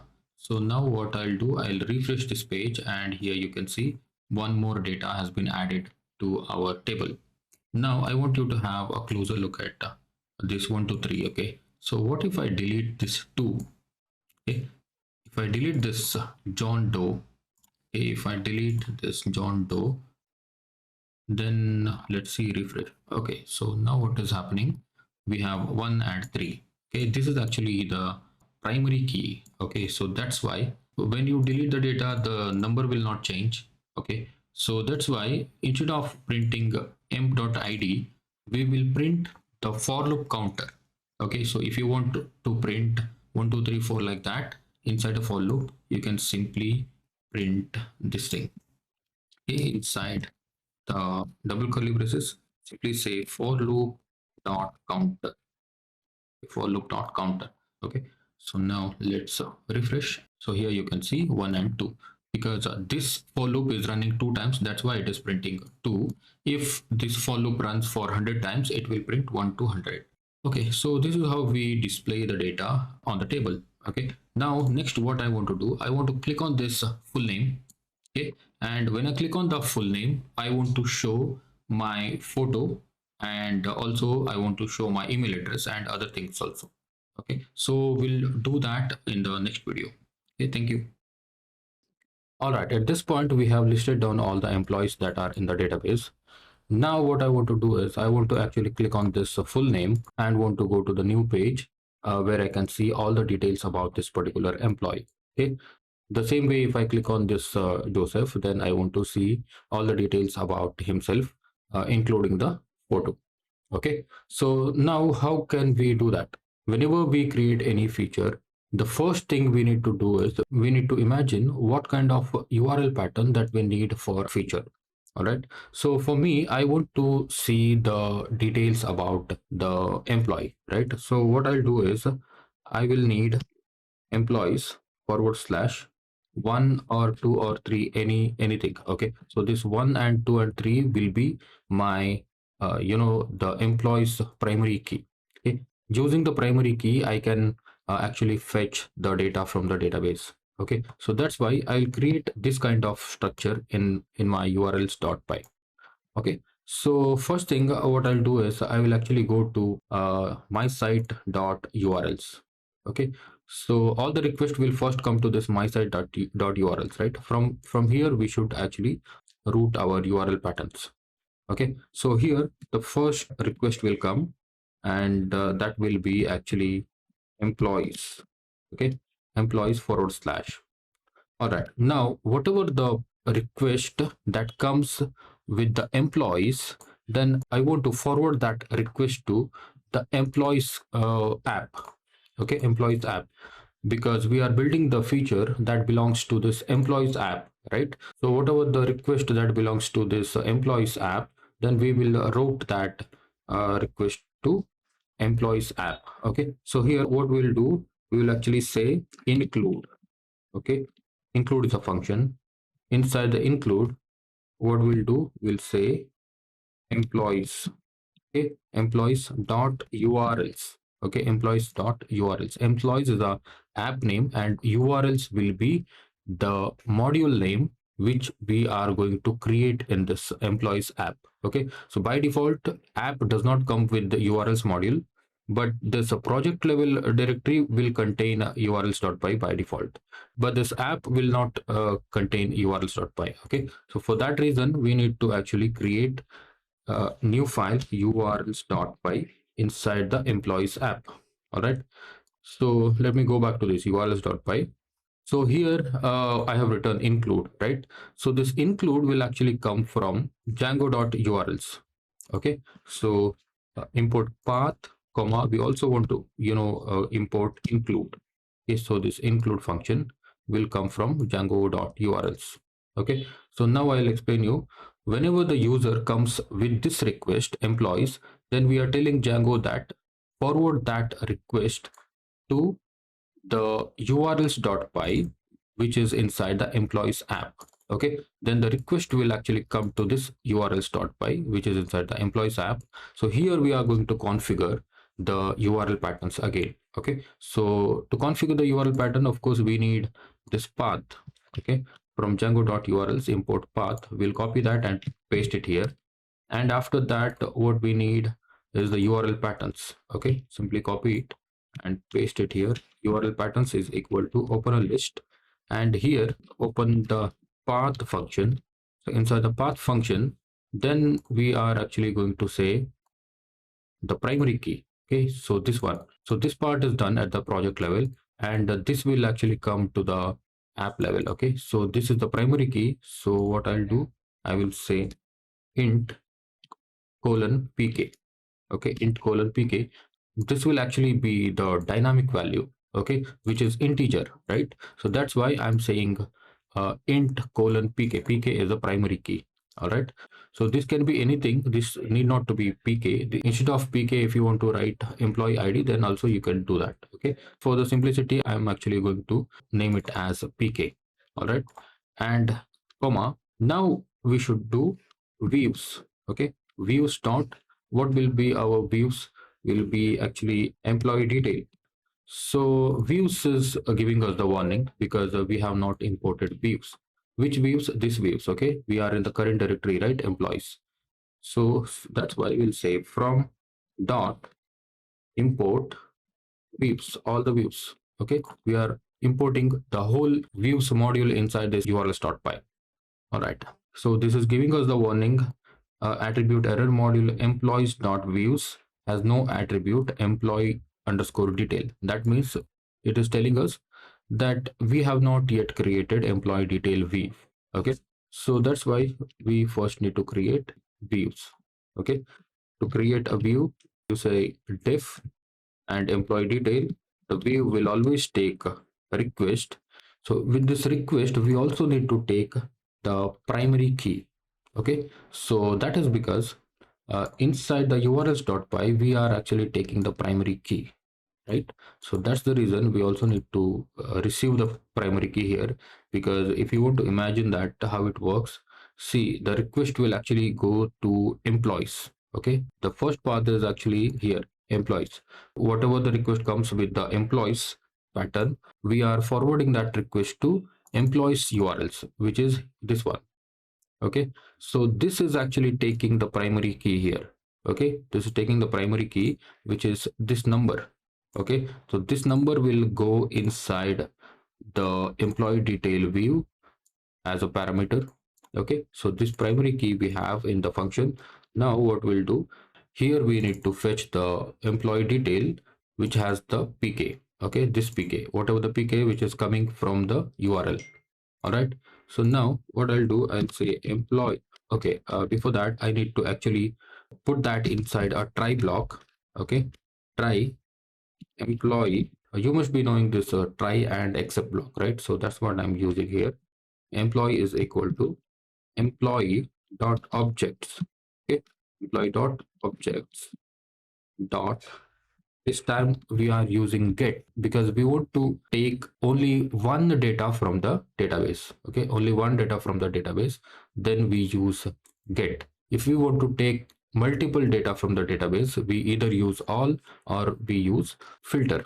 Okay, currently we only want to take only one data, that is whichever pk we are getting, that data. All right, inside the get we will say pk is equal to pk. Okay, pk is primary key is equal to primary key. So of course this employee need to be imported from employees.models, import employee. And if this number does not exist, if this primary key does not exist, okay, then what we need to get, we need to actually say raise. Okay, we need to raise the error, raise http 404 error. Okay, http 404, which will come from django.http 404. 404 means does not exist. All right, so now I will print the employee. Let's see what we get.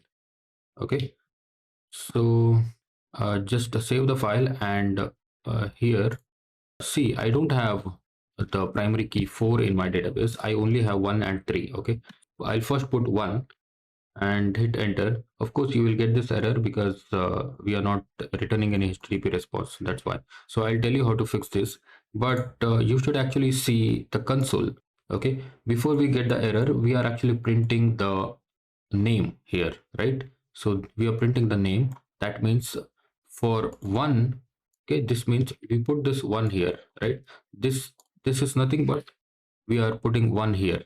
All right, so if I put 2 here, then we don't have any employee with the ID or primary key 2. Okay, so that's why we are getting page not found 404. Okay, 404 is this. That means our request is going inside the accept block, okay, which is raising HTTP 404. Okay, here also you can see. All right, so if I put 3, let's see. If I put 3, then you got this error. Just ignore it for now. But here you will see Joe, right? Joe has the primary key of 3. Okay, so that's why we are getting Joe. All right, but you know what, this is actually 1 2 3 4 5 lines of code, right? But we don't want to write a lot of lines of code, so that's why we can, in shortcut we can say employee is equal to get object R404, then pass the model, which is employee, and then you put the query, that is pk is equal to pk. All right, so now this get object R404 need to be imported from Django.shortcuts. Okay, so here you don't need to import HTTP 404 because this inbuilt function get object R404 will by default take care of whether you got the employee with the correct ID, then it will return the object. Okay, it will get the object. If it does not find the primary key, then it will return 404 error. Okay, so now if I print this employee here, then let's see what happens. See, I'm trying to receive the employee with the ID 3. Here you can see we got Joe, and if I try to receive 1, then you can see Ratan is receiving here. Okay, so that's how we fetch the data from the database. Okay, and you are getting this HTTP response object. That is because we are not returning HTTP response. Okay, you should either return HTTP response or render the HTML page. Okay, we are not doing anything here, that's why we are getting this error. All right, so to do that, how can we do that? See, let's see, return HTTP response. Okay, and here we will pass the employee. Let's see what we get. Import this, okay, from HTTP Django.http import HTTP response. This one we don't need anymore, we will delete it. Now what should happen when we run this employees.1, we should be able to see Ratan here. And when we run this 2, of course we will get no employee matches the given query because there is no employee which has the ID 2.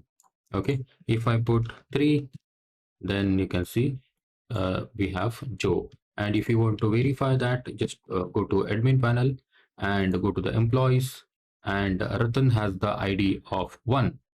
Okay, here you can see this is 1, right? So if I put 1 here, I'll get Ratan.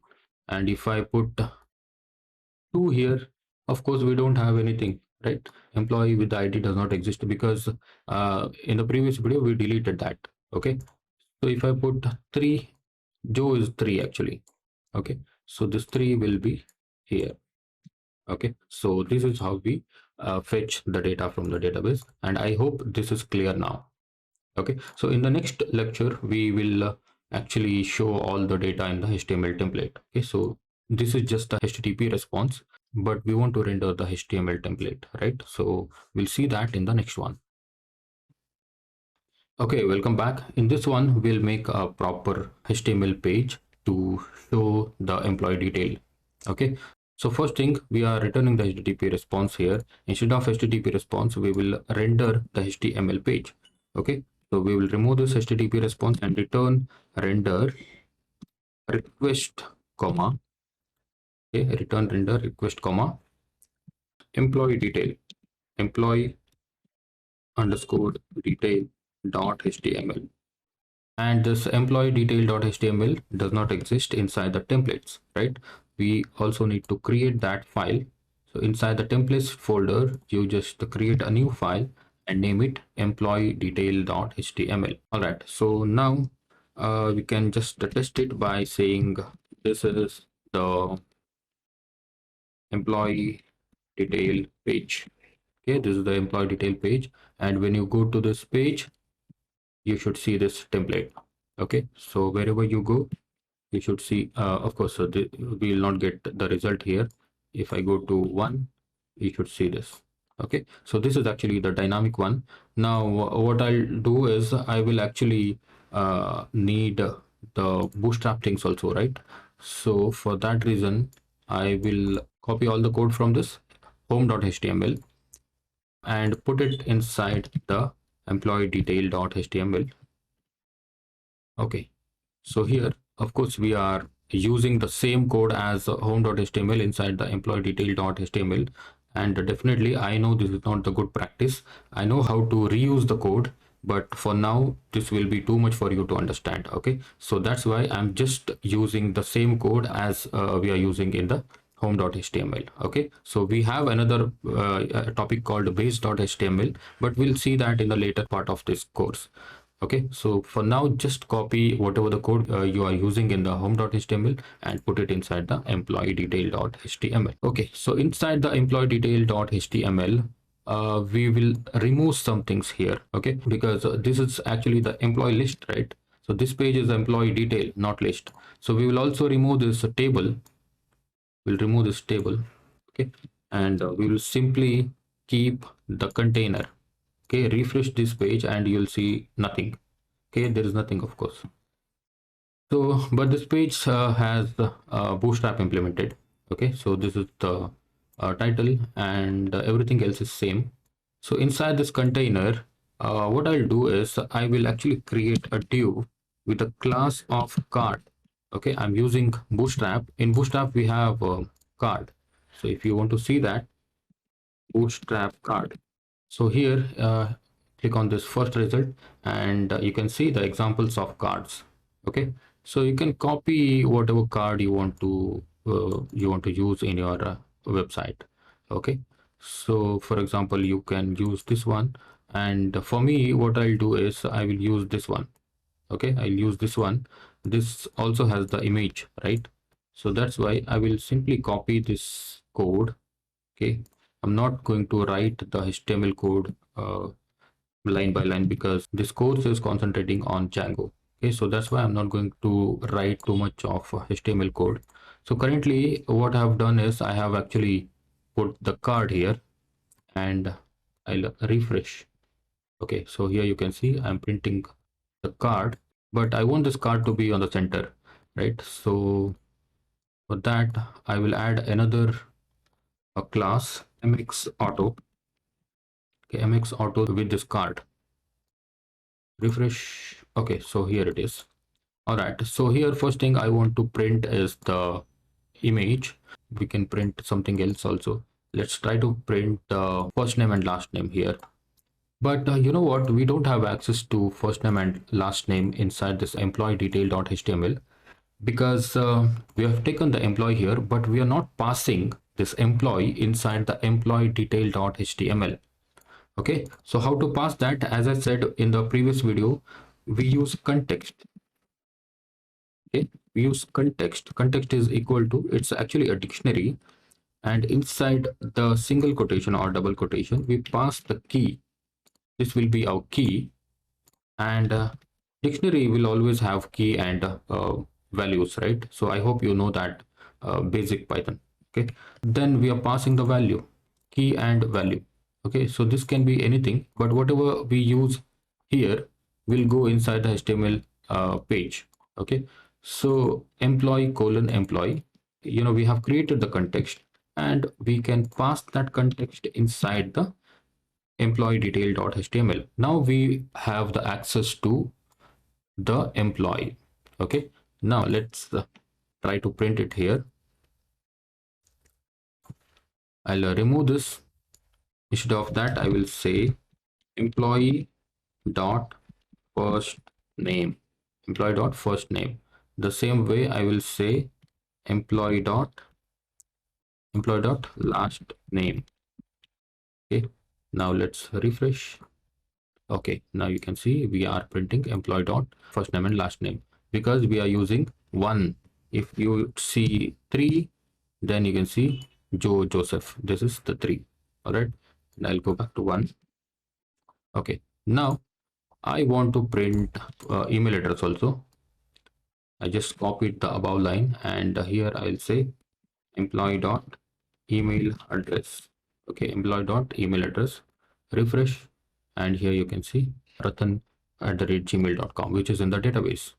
Okay, and I'll say M0 to here. Okay, to this also I'll add M0 because that is actually taking a lot of margin bottom. Okay, so that's why. Then I'll again copy the line employee dot, this time I'll say, okay, this will be designation. Okay, and then we have email address, and then we have this phone number. Okay, phone number. Refresh the page.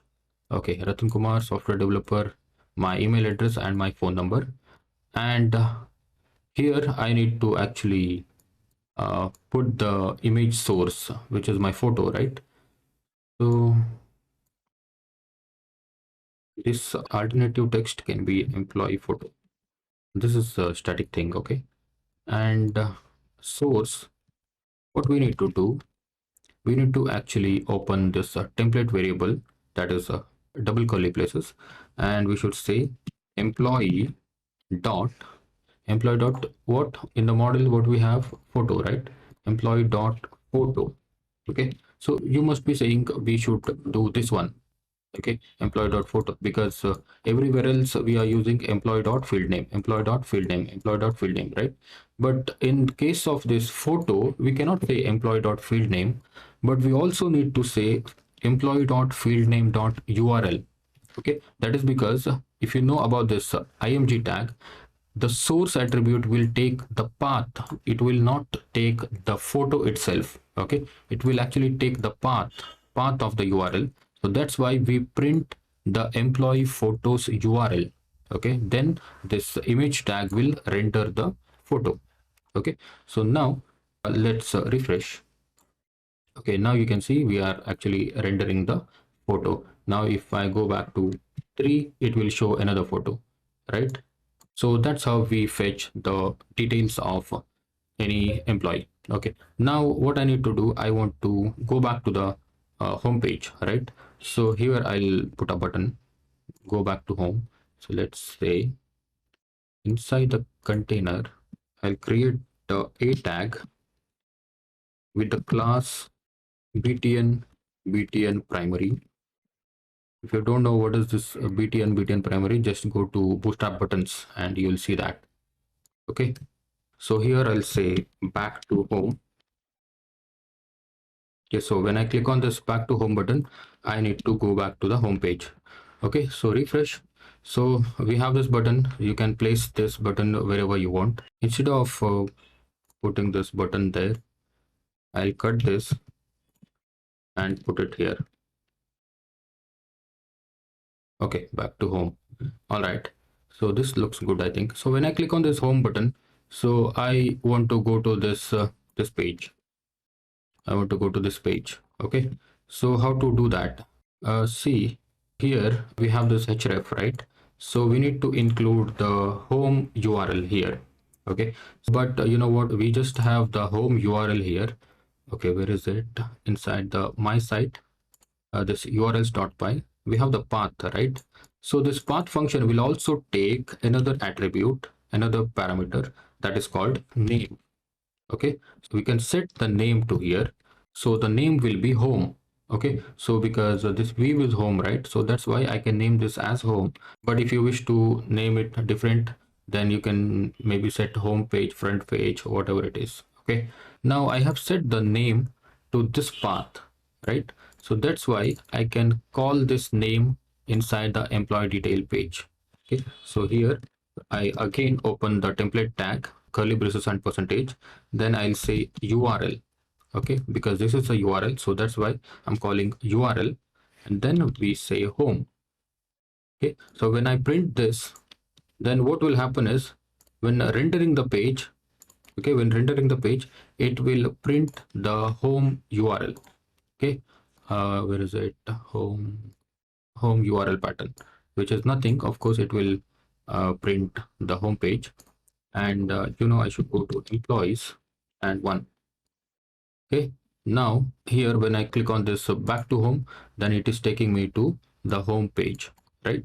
Now again, when I click on this Ratan Kumar or any other data, I want to go to the employee detail, this particular detail, right?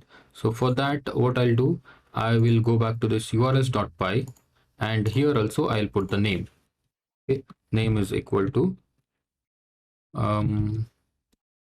employee underscore detail.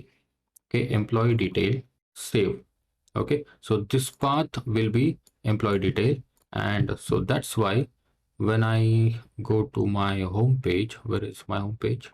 So here I want to click on this first name and last name, right? So that's why I will cut this and put it inside a tag. Okay, a tag, and here in the href I'll say URL. Okay, so not this variable tag, it should be percentage.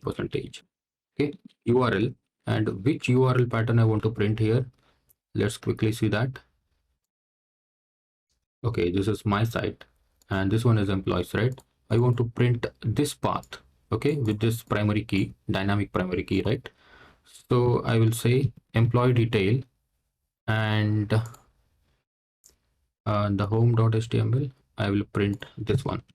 Okay, URL employee detail, and this will also take the ID, right? So that's why I will say which ID, m.id. Okay, m.id. So this ID is actually the primary key. Okay, pk, that is nothing but pk. All right, so we are printing pk here, or the ID, and refresh. Okay, so when you refresh, this will be anchor tag now, and when I click on this Ratan Kumar, it will show the detail about Ratan Kumar, and go back to home, and when I click on this Joe Joseph, and it will show all the detail about Joe Joseph. The same way, if you have so many data, this URL patterns will work that way. Okay, so this is about the basic things about Django. All right, this was actually a basic fundamental of Django. We are yet to create advanced applications. For that, we need more practice. In this course, we will be building 3 projects. One of them is this simple employee directory website to understand the basics. The complexity level of this project is very low. The next project we are building is the TODO app, which will be little more complex than the one that we built right now. Building TODO app is the best way to learn any new technology, because we'll be working with the data and make a couple of CRUD operations. The CRUD is very important to understand the ins and outs of software applications. And then we are also going to build the blog application. See, this blog application is going to be a really good project. We'll do hands-on practice by building necessary features a website should have, such as login registrations, permissions, authors, categories, and blog creations and all that. You will get to explore a lot of topics and tricks in this project. With that said, I currently have multiple on-demand Django courses with medium and high complexity levels, where I build the real software applications. I'm not recommending you to buy those courses right now, because we are just starting with the basics. You need a little more practical knowledge on Django before you get there. That's why we are preparing ourselves to build the big applications.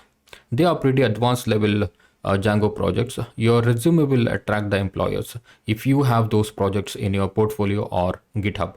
You know what? The software development industry is becoming so much competitive that even the experienced software developer wants to get a job as a fresher, because he just needs the opportunity. In this competitive world, if you go as a fresher without any projects in your portfolio, then more likely you will end up not getting the call back from the employer.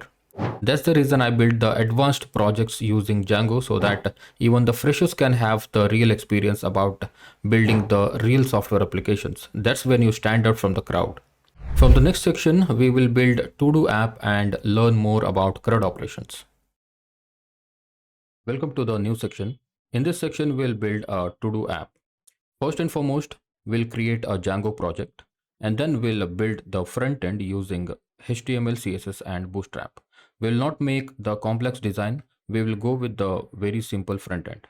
I will also ask you to do some simple assignments at the end of the section. Maybe I'll ask you to add a new feature to this to-do app so that you can learn Django in a much better way. Alright, without wasting more time, let's jump in and create a Django project. Alright, so I'll take you to my desktop, and here we have created one Django basic project, right? So what I'll do is I will actually create a new folder and name it as learning Django. Okay, learning Django, and I will move this Django basic folder to this learning Django folder. Okay, because whatever project we do in this course, I just want all of them to be organized in just one folder. Okay, so here I have my folder learning Django, and in this folder I have actually moved my Django basic project also. Here I will create another folder and name it as todo. Okay, todo. So this will be our todo app folder. So I will open this folder in code editor. So here my desktop, and I'll open learning Django from here. Okay, perfect. So this is my Django basic project, and this is my to-do app that we are going to build in this course. Okay, so now let's open a new terminal, and in the terminal, let's make sure that we are in a correct directory. So if you say pwd, then it is saying we are inside the learning Django folder, but we want to navigate to this to-do folder, right? So I'll say cd to-do. Okay, cd to-do, and now I am inside the to-do directory. Okay, now first thing I want to create a project, but before that we need to create the virtual environment, right? For the Django basic also we have created the virtual environment. Okay, that is for the Django basic, but this one is for the to-do app. Okay, so to create a virtual environment, of course you know that now. Okay, so let's say python -m venv. Okay, that's it. This env will be your virtual environment name. Okay, so hit enter. So my virtual environment is actually created here, you can see, right? So if I say ls, I have this env folder. Okay, so at this point I need to activate my virtual environment as well. So for that, let's say source env scripts activate. If you're using Mac, instead of this script, just say bin. Okay, so my virtual environment is activated for the to-do app. Now I will install Django. Pip install Django. Okay, and do not specify any version number because we always want to install the latest version of Django. Okay, so let's hit enter.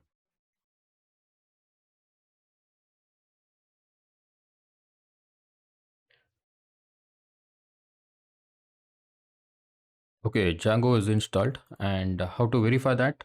Just say pip freeze. Okay, pip freeze. So this will show you Django 4.1.7 is installed. Okay, which is the latest version as of now. So right now we need to create a Django project. So to create a Django project, we have a command Django-admin.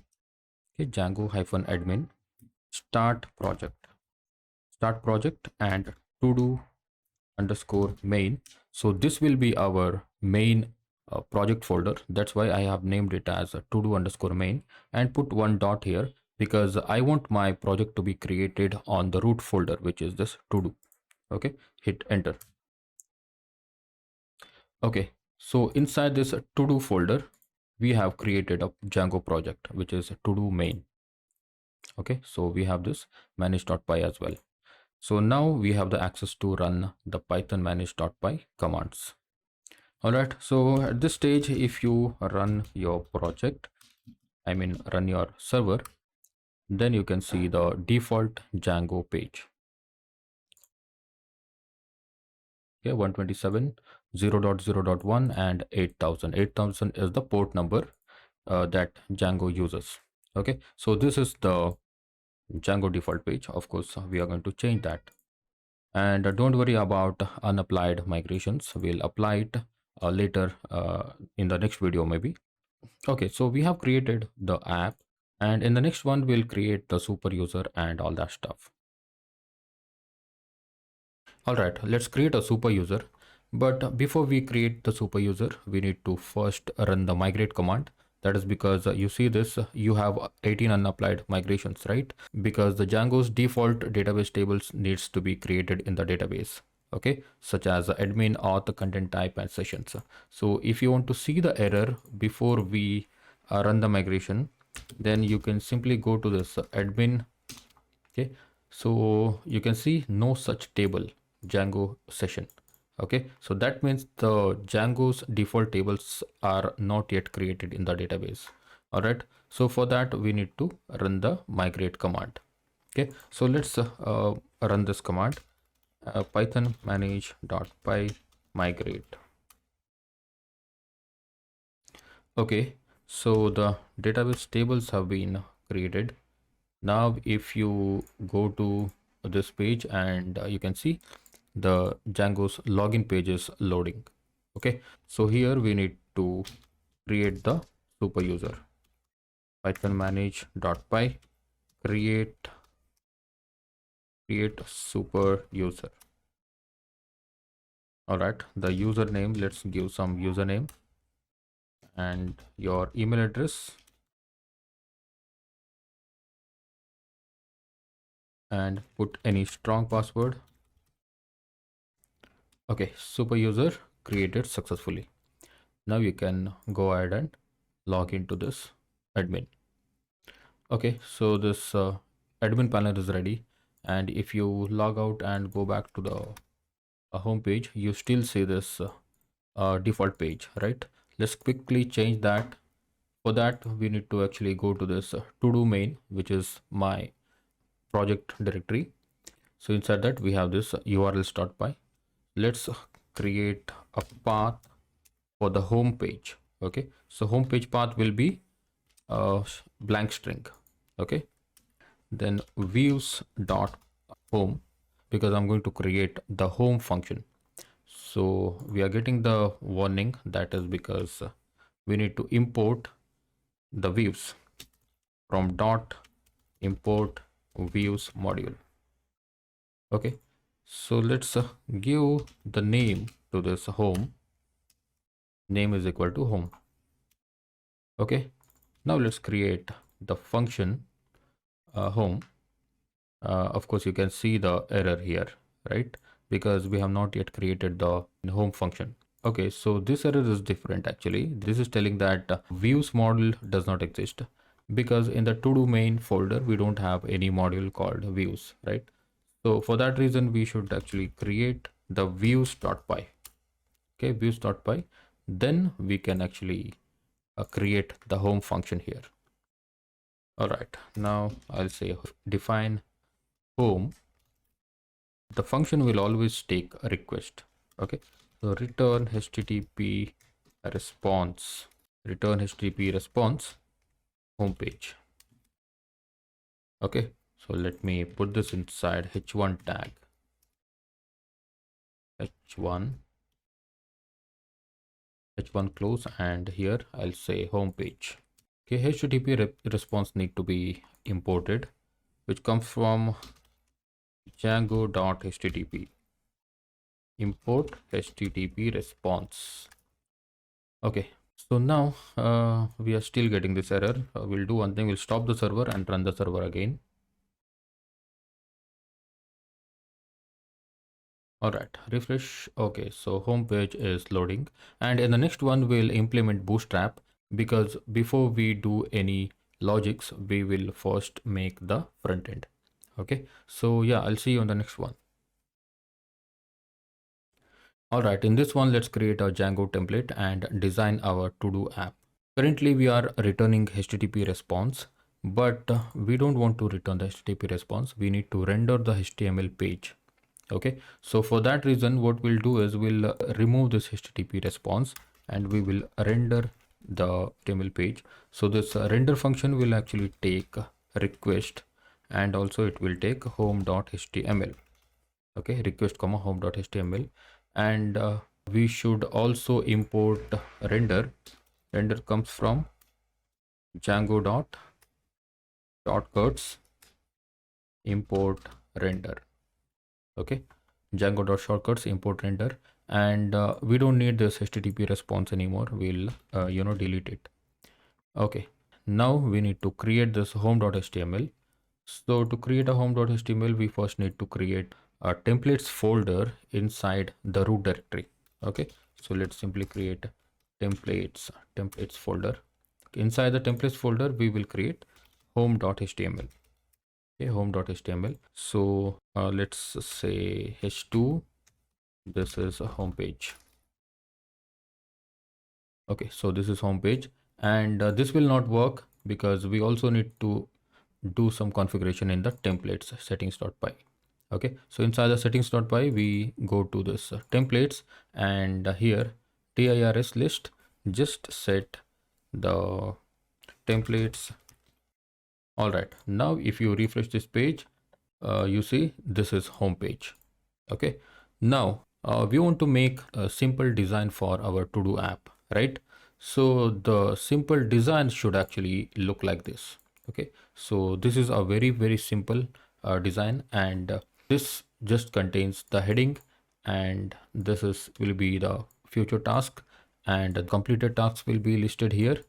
And when you mark this task as done, then this task will go into this complete task list. Okay, and so from here you can delete the task, and from here you can edit the task. Okay, so this is just CRUD operations. All right, so from here you can learn about the CRUD operations, and this one is actually add form.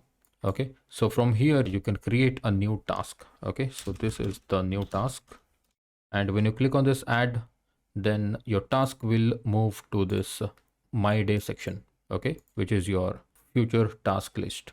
So what we'll do is we'll not write the HTML code right now. I will actually attach the home.html inside the resource section of this video.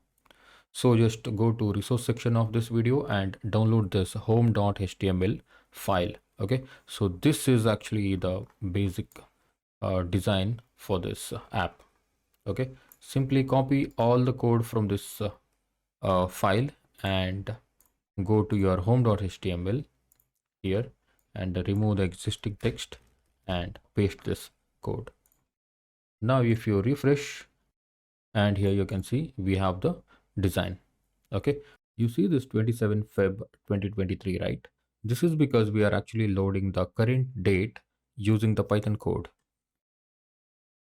Here you see we are using this Python code to load the current date dynamically. All right, and yeah, that's it. I think this simple design is enough for at least this project.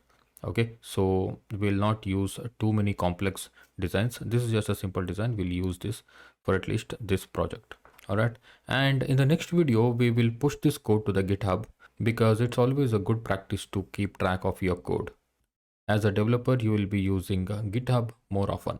All right, we'll set up Git on this project in the next one. All right, so let's create a GitHub account. Go to github.com, and you know what, I already have GitHub account. If you don't have the GitHub account, you can simply go to github.com and register yourself. All right, so this is very easy. So I'm going to log in to my account. So create your GitHub account and log into your account, and then let me log in.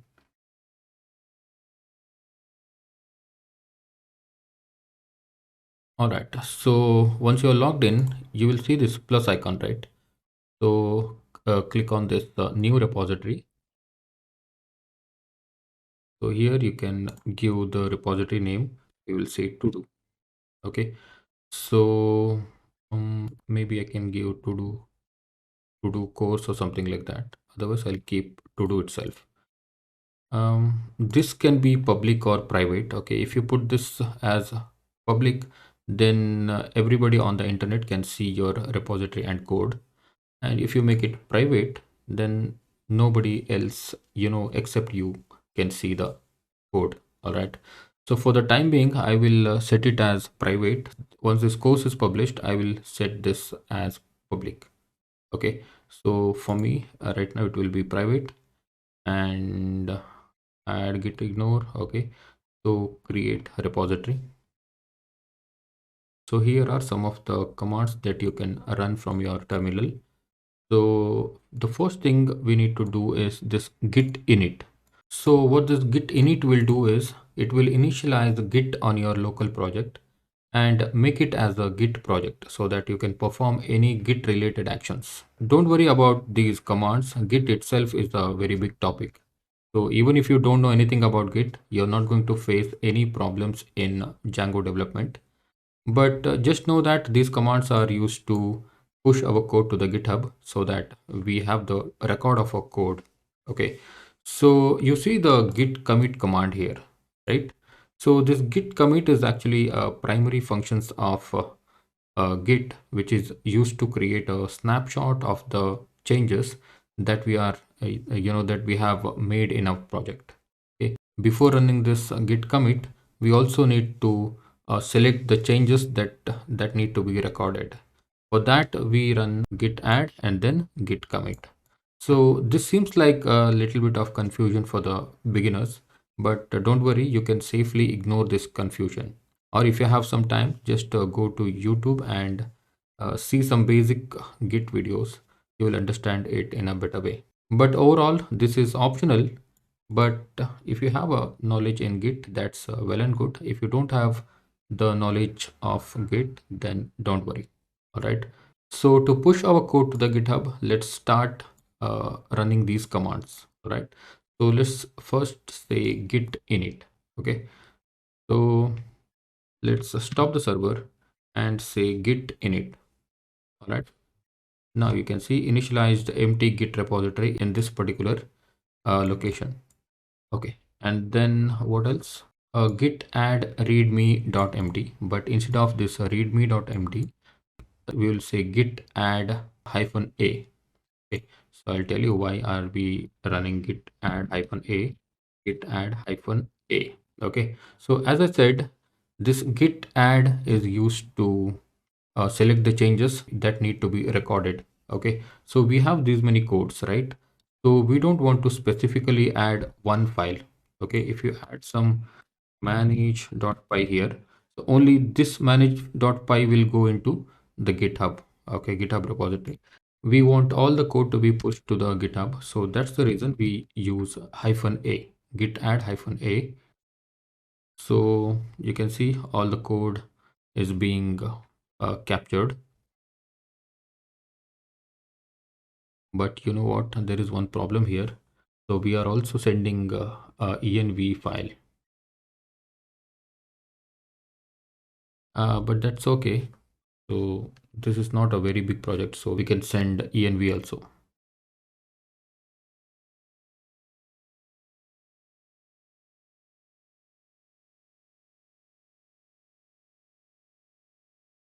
Because we have a lot of files inside this env, so that's why it is taking time, right?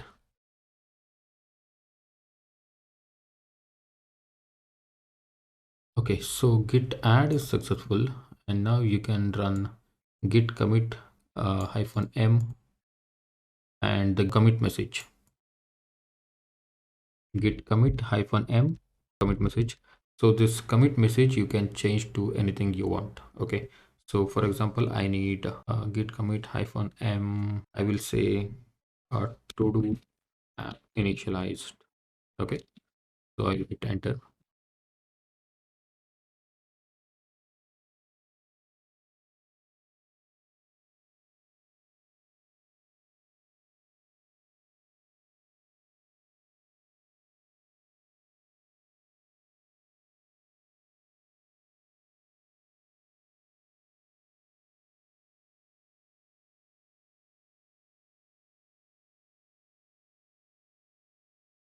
Okay, so the commit command is also successful. Now let's run this one. This is the branch command. So this will create a main branch in our GitHub repository. All right, and then this git remote add origin. So this will actually create a path for our GitHub repository. All right, so let's paste this and hit enter. And this one will push the code to the GitHub. Even if you refresh this page, you will not see any code. Okay, so only after running this command git push origin main, then you will see all the code in your GitHub repository. Okay, so this is the main command. Okay, so now if you come here and refresh the page, all the code is here.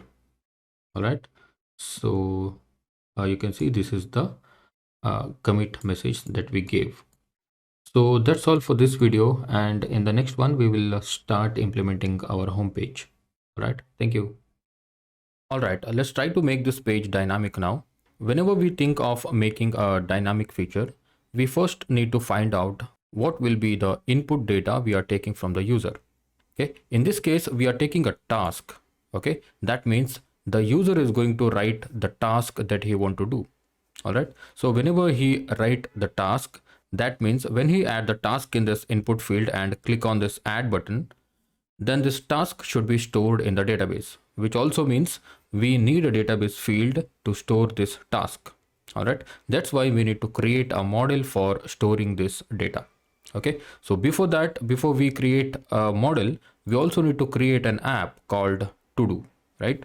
So first we'll actually stop this server and we'll create an app, python manage.py start app, and let's name this app as TODO or to-dos. Okay, and hit enter. All right, you see our app is created now, and then the first thing that we need to do is we go to settings and go to this installed apps. We first need to register this app inside the settings.py. All right, here just say TODO. All right, you add this here, and then we will create a model. Okay, go to this TODO app and go to models.py.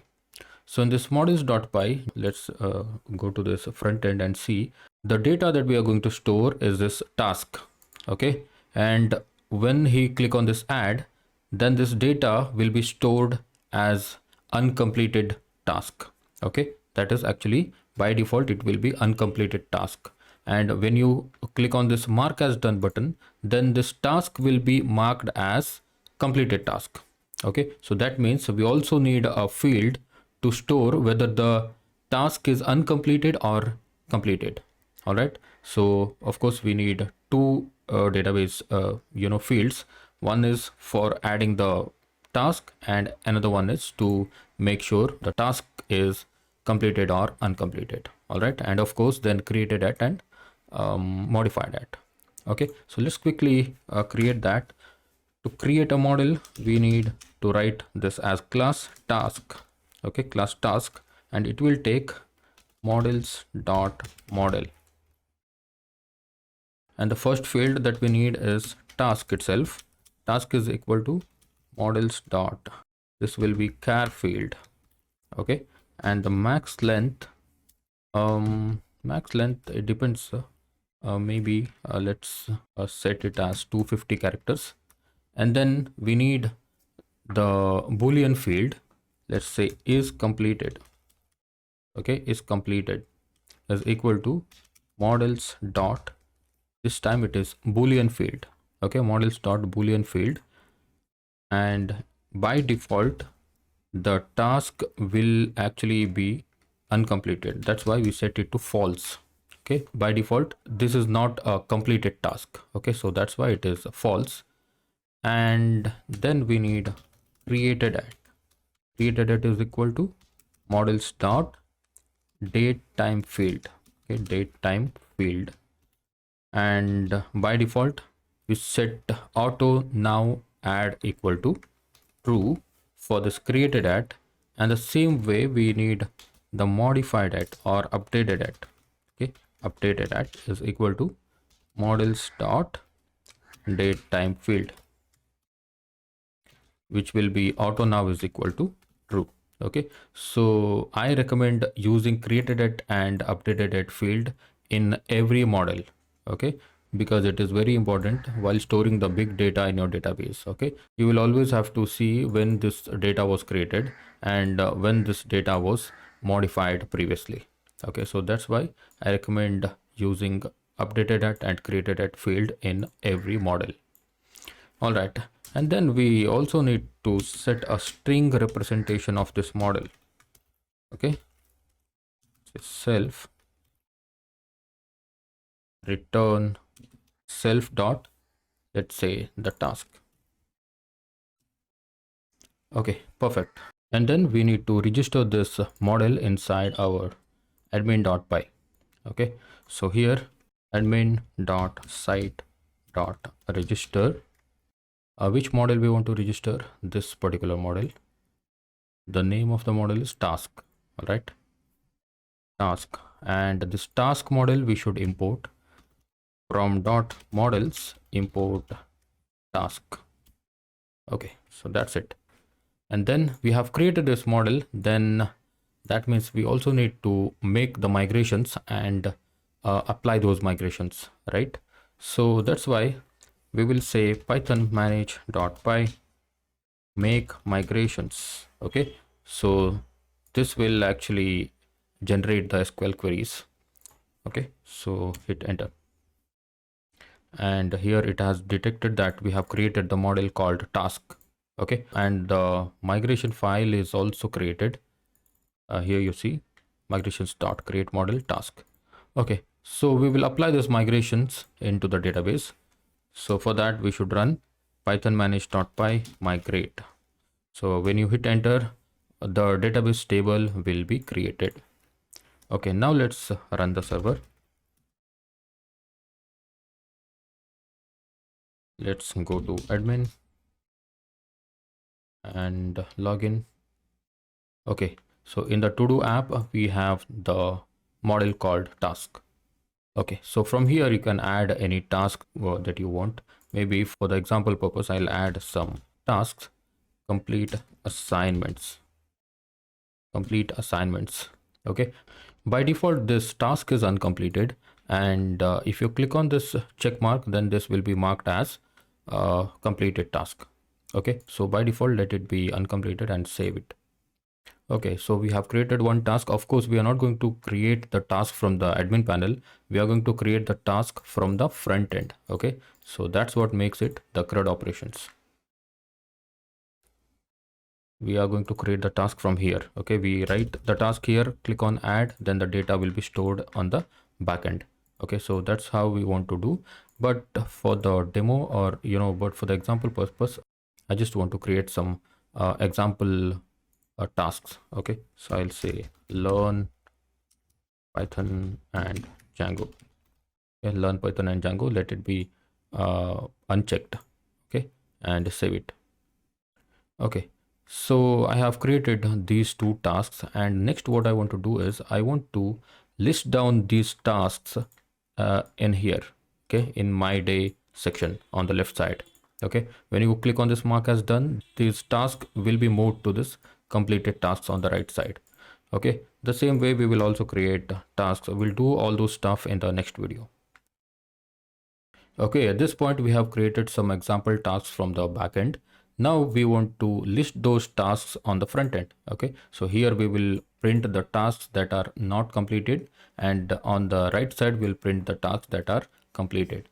Okay, so how to do that? We want to actually write the logic for that. So the logic will go inside the home view. Okay, home function, because we are going to print the tasks on the home page, right? So that's why the logic will go inside the home function. So the logic will actually say task is equal to task model. Go to task model and let's go to the objects and filter. Okay, this time it is filter. because we want to fetch the data conditionally. So what condition is completed is equal to false. That means we need the tasks that are not yet completed. Okay, so that's why is completed is equal to false. So if the is completed flag is true, then that means the task is already completed. Okay, so we are getting the warning now because we want to import this task model, which is inside todo dot models import task. Okay, import task. Now what we will get, we'll simply print the output. So I'm using filter here because we want to fetch the multiple data based on the conditions. If I put get here, what will happen? We cannot put the condition like this because get means only one data will be fetched. Okay, we want to filter multiple data, so that's why we need filter. Okay, and of course if I put all, then all the data will be fetched. All right, now let's see how it works. Refresh this page and go to the terminal, and you can see it has given us the query set task complete assignment. This is one task which is it's is completed is false, and learn Python and Django. Okay, so it has given us two tasks. Okay, now for example I will add one more task. Okay, I'll say buy grocery. Okay, buy grocery, and I'll set this is completed to true. Okay, so here you can see is completed is checked. That means this task is already finished. So now if I refresh this, we will not get the buy grocery task because it is already completed. Now if I want to fetch the task which is already completed, then just set it to true, then refresh the page. Then what will happen? It is giving me only buy grocery task because is completed it is true, right? So based on this condition, this filter is fetching the data from the database. All right, so for now I need the tasks that are not completed, so that's why I should set it to false. Okay, I'll refresh that page again, and I see this task here. Okay, now what I want to do, I just don't want to print the task on the terminal. I want to print the task here on the front end, right? So this is the static task. I want this left side to be dynamic now. So what I'll do is I have something called context, right? So you have already used this context in the previous project. So in the context dictionary, I will pass this tasks. Okay, task is equal to tasks, and this content should be available inside the home.html so that I can print the tasks in the home page. Okay, so now I have passed this context on the to this home.html. Now I have the access to tasks. All right, so here list of all the tasks for the day. So this one, what I'll do is I need to loop through this div. Okay, I need to loop through this div. So currently this one is in the static thing. Okay, so I'll just say for task in tasks. Okay, so you just make a note, this is actually the plural form of task because that's what I'm sending from here, task, right? So if I say task 1 2 3, then you will have to access task 1 2 3 from here. Okay, okay, no matter what you write here, this is the one that we are going to access from the template. All right, okay, I'll set it tasks again. Okay, so for task in tasks, that means for I in tasks. Okay, so this task can be anything. All right, and you must know the for loop, right? Usually we write for loop for I in blah blah blah. You got it? So that's how it is for task in tasks. So now we have to access the task dot, I mean the field name, which is task, right? So task dot task. Okay, task dot task, which will be our real task name. Refresh, and you can see we have two tasks printing here. So this is mark as done. When you click on this mark as done, okay, then this task will be set as a completed task. Okay, so currently we have listed the tasks that are not completed, and this is how we do it. Okay, we don't have anything else to print here, so that's why I'm just printing the list of tasks here. All right, in the next video we will make this mark as done button to be functional. Okay, so currently this static button, it is not working. Now in the next video I want to click on this mark as done, and then the task should be set as done. Okay, so that's what we are going to do in the next one. Okay, before I make this button functional, I just want to show you another thing, that when you go to this admin panel, and currently we have only 3 tasks, right? But if we have like 50 items, then it is difficult for us to understand which task is completed, or which task is not completed, right? So if I want to know whether this buy grocery task is completed or not, then I just have to come to this task detail page. Then only I can see this task is completed. But I just want to list down this is completed task field here on the table.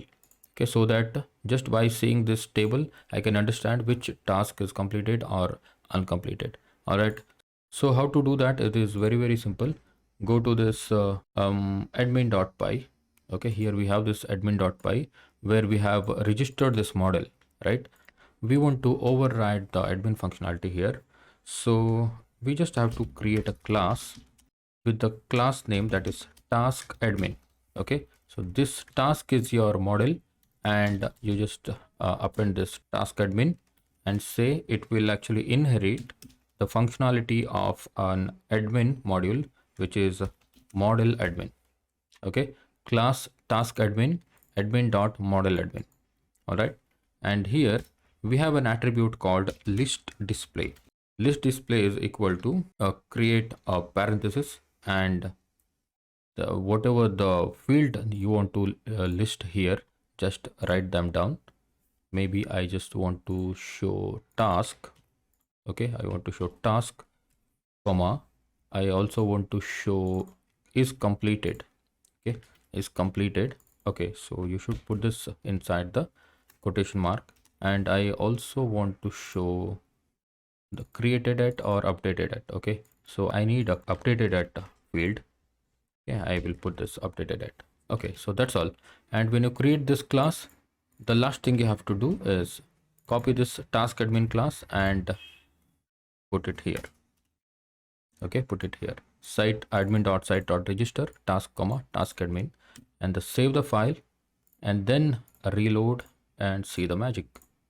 You see, we have listed down all the fields on the admin panel. So now I can clearly see that this task is not yet completed. This one is also not yet completed. This task is completed, and updated it is at this time. All right, so yeah, so that's what I wanted to show. There are a lot of attributes such as list display and search fields. If you want to add the search field, then you can also say search fields. By what field you want to search? Okay, let's say task. I want to say task and put the comma here. Refresh, and you can see there is one search box here. So if you want to say buy and click on search, and you can see only it has searched for the buy keyword. All right, so Python, if you want to search, then it is giving me only one result. Okay, so that's how this search fields work. There are a lot of attributes, and I will show you all of them one by one later. All right, so for now just these two things are enough. Okay, because we are just starting up. Okay, so in the next one we'll actually make this button functional. Okay, thank you. Okay, I'm sorry, I've been saying let's make this button functional, but before that I really want to show you how to add the data to the database using this input field. Okay, and then we will work on these buttons. So we will start making the add functionality by creating the URL patterns. Okay. So at the end of this video, what we want to achieve is we really want to add the task here and click on the add button. And the moment we click on this add button, the data should be stored inside the database here. Okay. So that's what we are going to achieve in this video. All right. So we will make all the logics related to this to-do feature in the to-do app. For that reason, we will forward the request to TODO App URLs. Okay. So first thing, let me close all the tabs. All right. So this is my templates, TODO App and TODO main. Okay. So first thing, the request will always come to this urls.py project level directory. All right. So here, what I'll do is I will create a pattern. First of all, I'll put one comment to do. So the path, the pattern with the to do will forward it to todo.urls. Okay, so include it and todo.urls. So here two things. One, we need to import this include, which comes from this django.urls, and then this todo.urls does not exist. That means we have todo app, but inside the todo app we don't have a module called urls, right? So that's why we need to create a new file inside the todo, and let's name it as urls.py. Perfect. So save this file and make sure you put the comma here. So whatever the request which comes with this URL pattern will be forwarded to todo.urls module. So now we will handle this urls.py. So first thing, we need to actually import path from django.urls. Import path. Okay, so this is same as what we have here. Okay, from django.urls path. And then we need URL patterns. You can go to this page and copy this. Copy and close this list. URL patterns, and first path will be, let's say, add task. Okay, so whenever you send a request to add task, then the corresponding views should run, which will be add task. This view does not exist yet. We will create that view, and then we'll also set the name add task. Okay, perfect. So now let's put one comma, and here views is giving us the warning. That is because we need to import the views from dot import views. All right. And then next, just save this file, and we also need to create this view, right? We'll go to this todo app views.py. So here we will create a view. Let's say define add task. The function will always take request. Okay, and then here we'll return HTTP response. Okay, so this HTTP response is just for testing for now. Let's say the form is submitted. Okay, the form is submitted. Let's import django.http import HTTP response. Okay, so now we have created this view, and we also have configured the URL patterns. And then when we click on this button, the view should run. Okay, the view should run. That means we want to hit this URL pattern. So how to do that? Simply copy this name, okay, and which is add task, and then let's go to the templates and home.html. Let's see where is our add button. Yeah, here it is. So this is the add button. This form we should configure a little bit, because you see we have a form, right? So this is the input field. Add a task is the placeholder. That is what you are seeing here, this placeholder, right? So this is the add button, and the button should always be the type of submit. Okay, button should be type of submit, otherwise your form will not get submitted. Okay, this is first thing. All right, and then the form action. Okay, the form action is nothing but where should your form be submitted when you click on the button. Okay, that is, of course, we want to submit this form to this particular pattern, which is this name, right? Copy this name and put the URL. You know how to put the URL, right? Just say curly braces percentage and URL, put this at task. So now when you load the page, your URL pattern will be rendered. Okay, and then because we are storing some data, the form method should be post. Okay, form method should be post, which is a post request. Okay, so that's why let's set method is equal to post. Okay, I hope you know the basic things about get and post methods. Okay, I'm not going to explain this.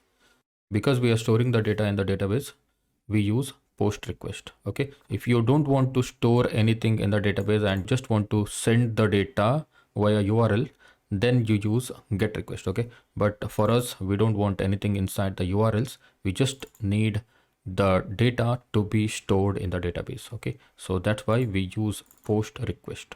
All right, and then another very important thing, that is the CSRF token.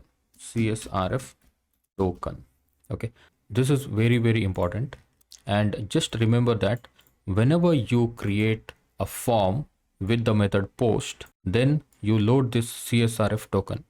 Okay, this is how you load CSRF token. CSRF stands for cross-site request forgery. Django generates CSRF token from the server side to keep your form secured. CSRF token is meant to prevent unintentional data modification, which are usually applied with the post request. Okay. In short, CSRF token is used to prevent the cross-site request forgery attacks. Well, what is a cross-site request forgery attack? It's a cyber attack that tricks the user to enter his credentials and card details into a form that is loading from a malicious website, but it looks same as the real website form. That's when your money gets stolen or hacked. Thanks to Django, it provides CSRF token to secure our form. That's why we must use CSRF token in every Django forms with the method post. Okay, so this is the form configuration, and at last we also need to put a name attribute to this input field, right? So name is equal to task. Okay, name is equal to task. All right, now let's refresh the page, and here of course you will not see anything, but when you right click on this and inspect the element, and here you will see this is the form. Okay, /todo/add task. The URL is actually being printed. Okay, because we have called this name, right? So that's why the to do is actually just beside this one. Here you go. Okay, this is the one, to do /to add task, and then it is the same thing, it is printing, and the method is post, and here you can see input type hidden, name is CSRF middleware token, and then the value, it has generated the CSRF token. Okay, so this is the secure token that CSRF middleware is generating for you. All right, and that's about how to configure and how to create add task URLs and forms. And in the next one, we will create a logic for adding the task. Okay, thank you. All right, we have our form ready now. Now I want to click on this add button and see whether this form is getting submitted to the correct view or not. Of course, we have already seen that in the inspect element, the form is getting properly submitted to this action, which is to do /add task. But you know what, I just want to see what is happening. See, the form is submitted. That means this task, this add task function is triggered. which is returning this HTTP response. From this, what we can understand is our form is properly submitted to the correct function. Okay, so this is the right time to make our logic. Okay, so first thing, you see in the home.html, form is coming with the method post, right? We want to take this data. Okay, we want to take whatever the user is submitting. For example, test task. Okay, maybe test data. Okay, so whenever the user is entering something here inside this input field and then submit the form, we want to take this data and store it in the database. Before storing, we of course we need to take the data, right? So how to take that data? We are getting the method post, right? The data is actually inside the post request. Okay, so if you want to see that, you can simply print request.post. Okay, just print request.post. All right, and then write this test data and click on this add button. Okay, now inside here you can see we have got this query dictionary, which is actually CSRF middleware token, which is this one. Okay, and then we also have this task. Okay, the key is task and the value is test data. So the task is actually nothing but the input field's name attribute. Okay, this is the task. Okay, so the task field has got this data. Now we want to take this data. What we'll do, we will simply print this data inside this request.post. We'll put the key. The key is this task, right? For this task. Okay, so this task is nothing but the name attribute of that particular input field. Okay, so we have got the task now, and let's refresh, simply refresh and confirm form resubmission. And here you can see we have got the test data. All right, now we can store this data inside the task variable. All right, I have this data. This task need to be stored in the database. How to do that? Which database, which table? That is task model, right? Task dot objects dot, this time we are using create function. Okay, Django is giving us a lot of inbuilt functions like all, get, create, so many things. Okay, so we will learn one by one as we proceed with more projects. Okay, so this time we are using create. This will actually create the objects. So we are using task.objects.create. So task we need to of course import from dot models, import task. Okay, import task. So while creating the object, we need to provide the data, right? So how to provide the data? Well, go to this task model and you can see it has 4 fields. Okay, so to run this create function or to create the data, we must provide all the required fields which is in the table. Okay, so the required field is task, of course. Okay, so we will first pass this task here. Task is a field name. Task is equal to which task? This task. Okay, simply pass this task. Task is equal to task. And then in the models we also have this is completed, right? This is completed we don't need to provide because by default it is actually false, right? So in that case it is not required to provide is completed. Okay, and created at and updated at, we don't need to provide these two data as well because this will be auto generated and this will also be auto generated.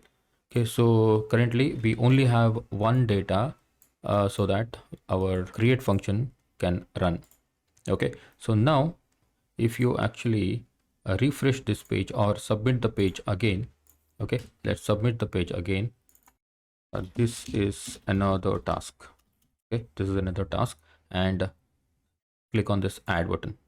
Okay, the form is submitted. Actually this is returning HTTP response, but let's see the database and refresh.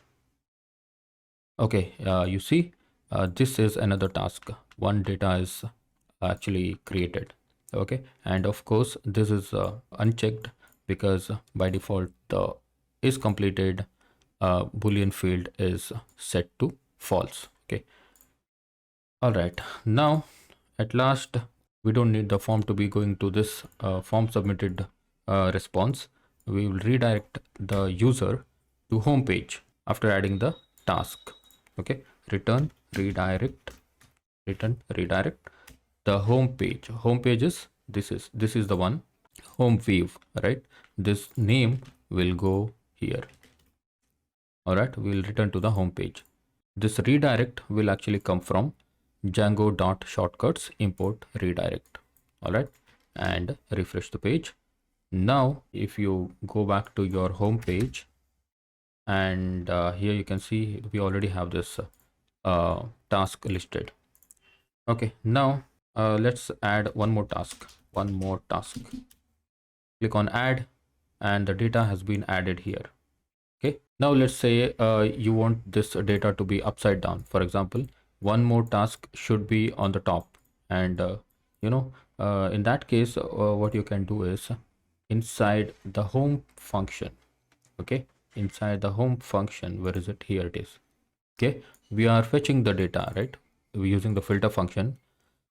You can simply add a order by clause, order underscore by. Order by what? On what basis you want the data to be listed here? Okay, so in the task model, we have the updated at, right? You can either use updated at or created at. I will use updated at. Okay, so by the updated time, you just order these tasks. Okay, so if you put this, then this will be ascending order. If you put this hyphen or minus, then this will be, you will get the data in a descending order. Refresh, and you can see it has been upside down. If you just want to see that again, just remove that minus and refresh. You see it is ascending order and then descending order.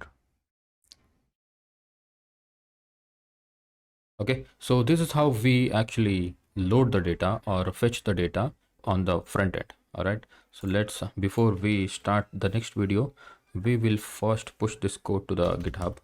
Let's see, git status. Okay, there are so many things need to be pushed. Git add -a, git commit -m. We'll set the commit message. Add task functionality. Okay, now let's push git push origin main.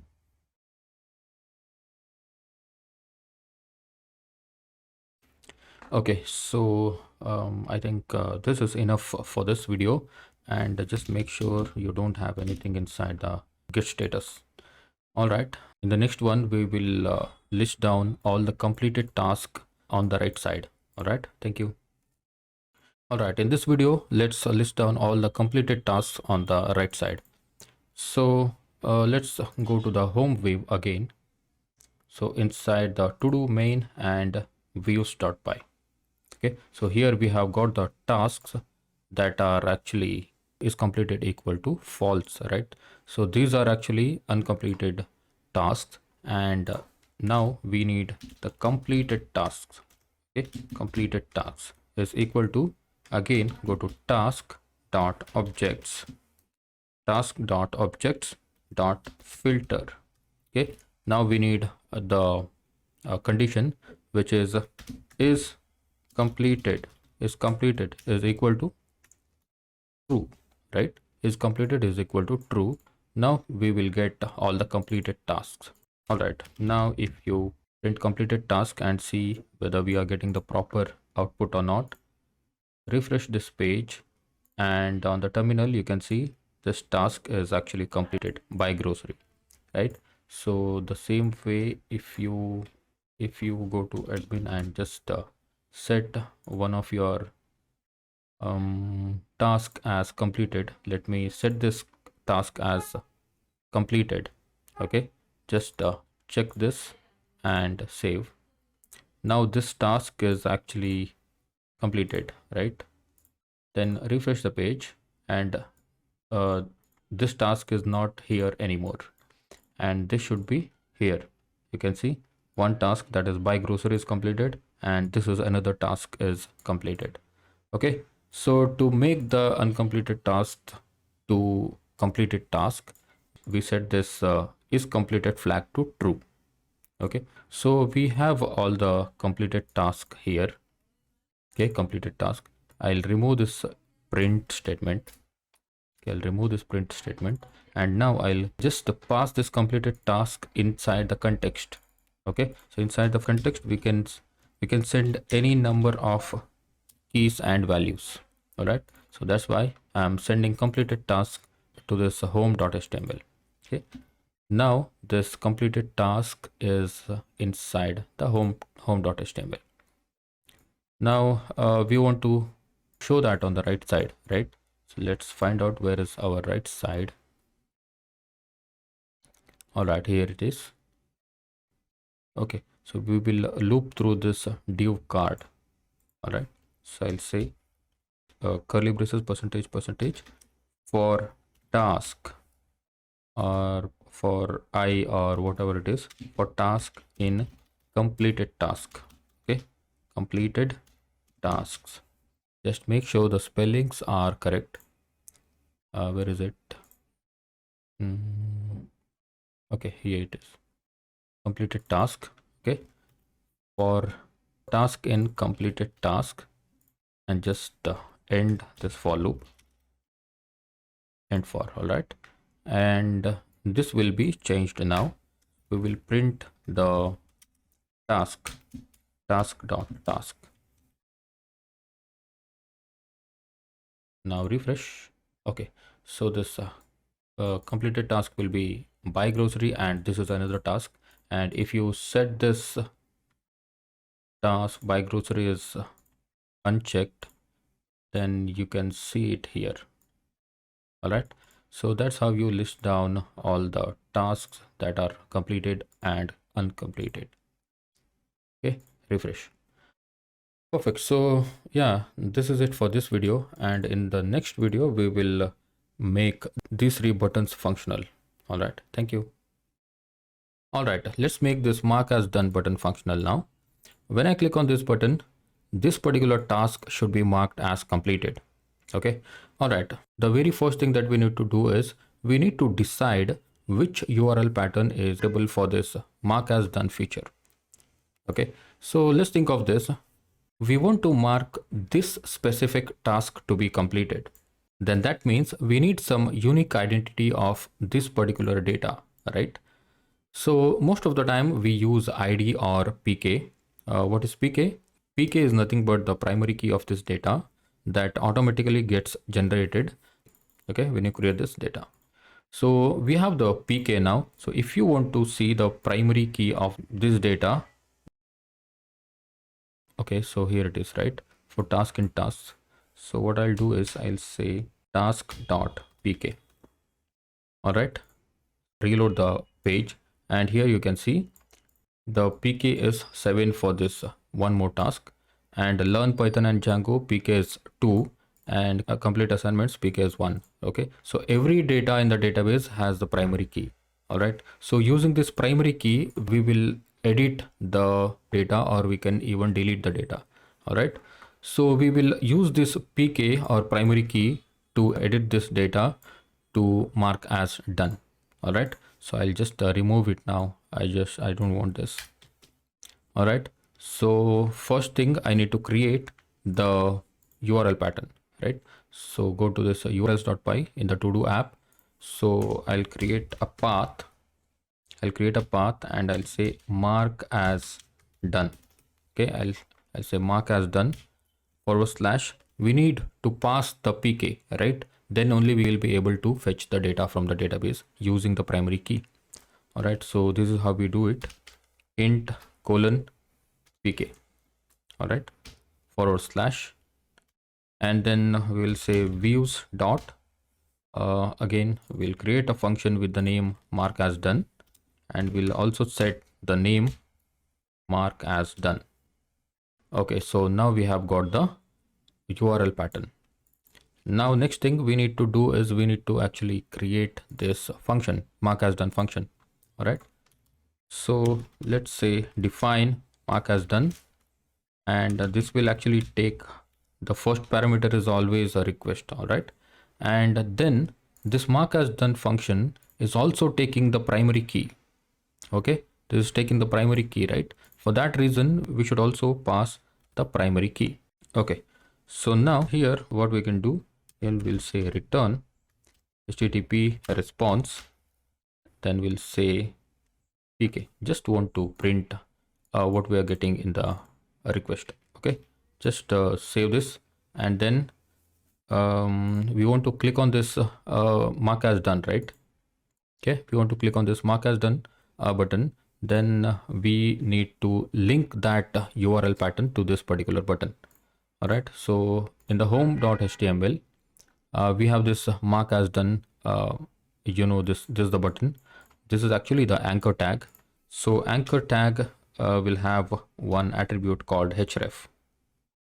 Okay, so in the href we will print the mark as the URL. Just say URL space inside the quotation mark as done.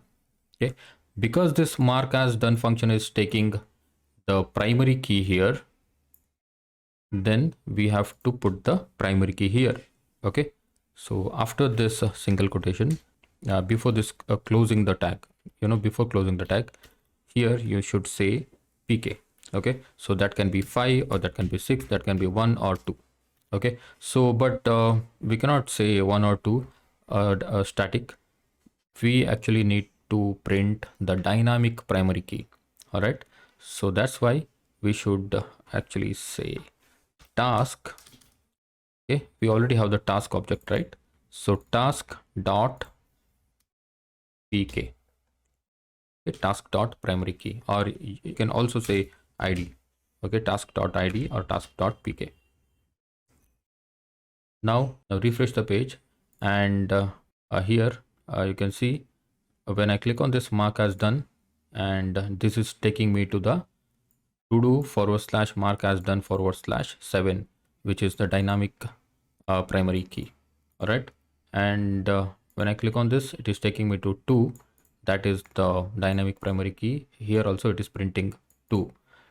2 is printing because in the HTTP response we have printed primary key, right? So that's why it is printing 2.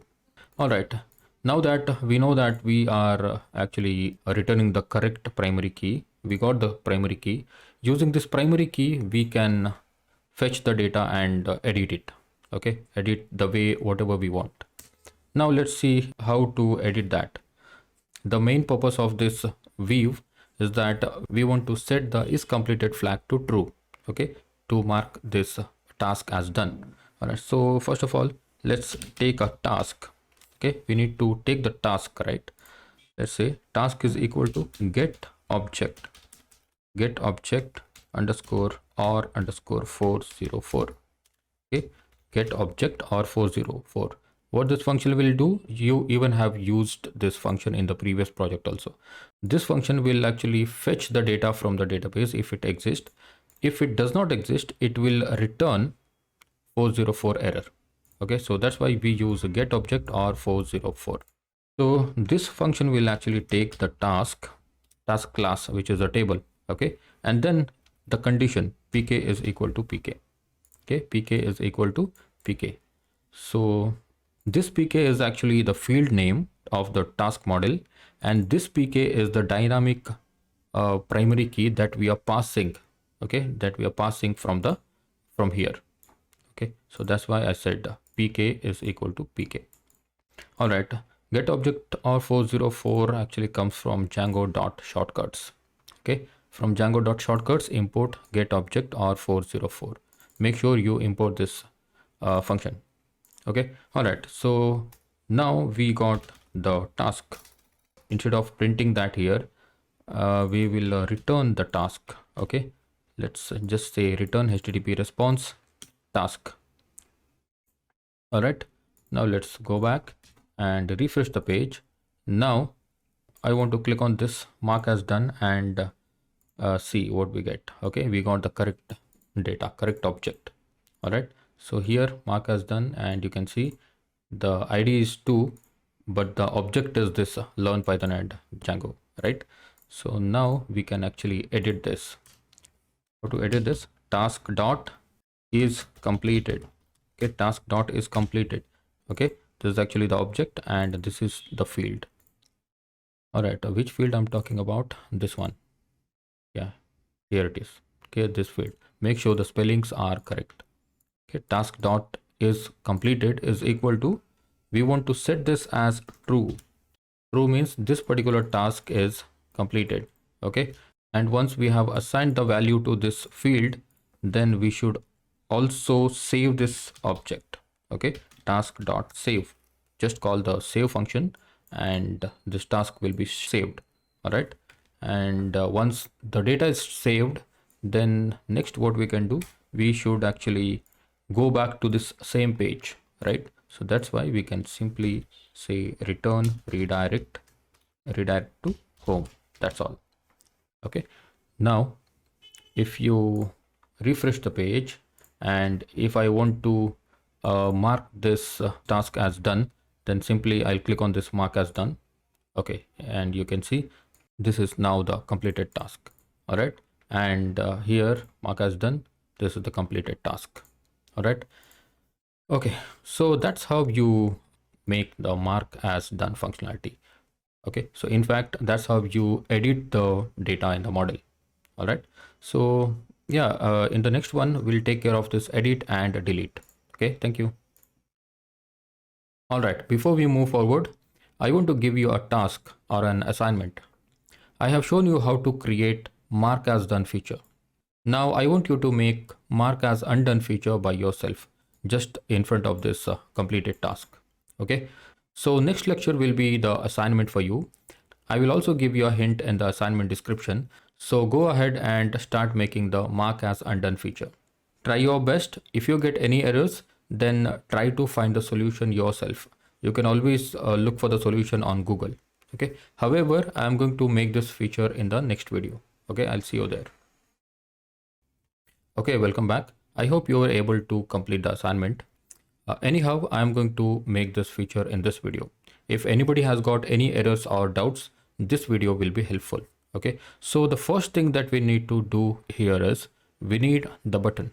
Okay, we need the button in front of the completed task. So let's go ahead and create the button. So creating button is very easy. So we already have this mark as done button, right? So what we'll do is we will simply copy this span, the whole span tag, and put it here.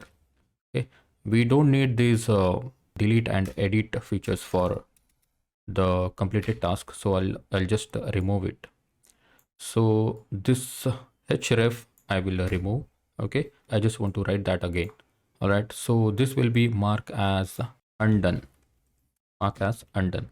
Let's see the front end and see how it looks. Okay, so we can change the color of this button. Okay, so if you want to make it red or any blue or yellow, you can make.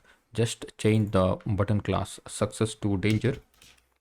So the danger will get the red color, and if you change it to warning, then you will get yellow color button.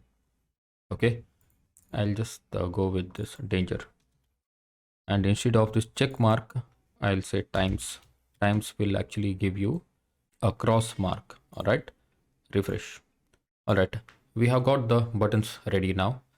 We want to click on this button to get the task undone. All right, so once the task is undone, this task will come back to left side. All right, okay, so first thing, let's make a URL pattern for that. We already have this URL pattern, right? So we will simply copy this and paste it here. Okay, so and then we'll set mark as undone. Okay, mark as undone, and this will also take a primary key, and the view will be mark as undone. Okay, mark as undone, and the name will be mark as undone. All right, save this. We have got the path ready. Next, just create the view mark as undone. Let's go to view. Yeah, here it is. So It is very simple. See, we already have all the code here, right? Just change the function name, that's all. Define mark as undone. It will take the request and it will also take the primary key. Okay, and then let's get the task using get object r404 method. Get object r404 method, and then this function will take task and also the condition, that is primary key is equal to the primary key which we are getting from the request. All right, so at this point we will get the task. Okay, we will get this particular task if you click on this one. All right, so once we get the task, we will set the is completed flag. Task dot is completed. Okay, in this case what will be the flag? False will be the flag. Okay, false. Just set this is completed to false. Okay, and then task dot save. Okay, once we edit the object, this is the object, right? So because see, we are getting the object, get object, right? So the result will be the task object, and we are editing the task object here. And once we edit the object, then we also need to save the object. Okay, just say task dot save and then return redirect. Okay, come back to home. That's it. All right, so even if you refresh, this is not going to work because we want to link the URL pattern to this button, right? Otherwise it will not work. In the home.html we have href, right? So in the href we'll say URL space, the URL pattern is this one, mark as undone. Okay, and then mark as undone is taking the primary key, right? That's why we also need to pass the primary key. So what is the primary key here? Task.id or task.pk. Okay, just say task.pk. That's all. Save it and refresh the page. And now if I say buy grocery and set as mark as undone, you will see this here. Okay, so again I'll set mark as done, then here you see. Okay, and this one also working. You can see one more task and complete assignments, mark as undone. Here it is, and everything is working, right? Mark as done. So mark as done and mark as undone features are working. Okay, so yeah, so that's about this feature, and in the next one we'll handle the edit and delete functionality. Okay, thank you. Okay, the remaining things are this delete and edit task. In this video, let's take care of this edit task feature. All right, when I click on this edit button, I should be able to edit this particular task. Similarly, when I click on this one, I should be able to edit this particular task. All right, so for that, as always, we first need to create the URL pattern. So the URL pattern will actually go inside this TODO app and URLs. All right, so this will be edit feature, and this is our mark as undone, and this is mark as done. Okay, mark as done, and the first one is actually add task. Okay, so this is actually the optional thing. If you just want to make sure which pattern is for which feature, then you can do it like this. Okay, so the edit feature will go with the path. Okay, edit underscore task, and which task to edit? We want to edit the specific task. That means we also need the primary key. Okay, so let's take the primary key int pk.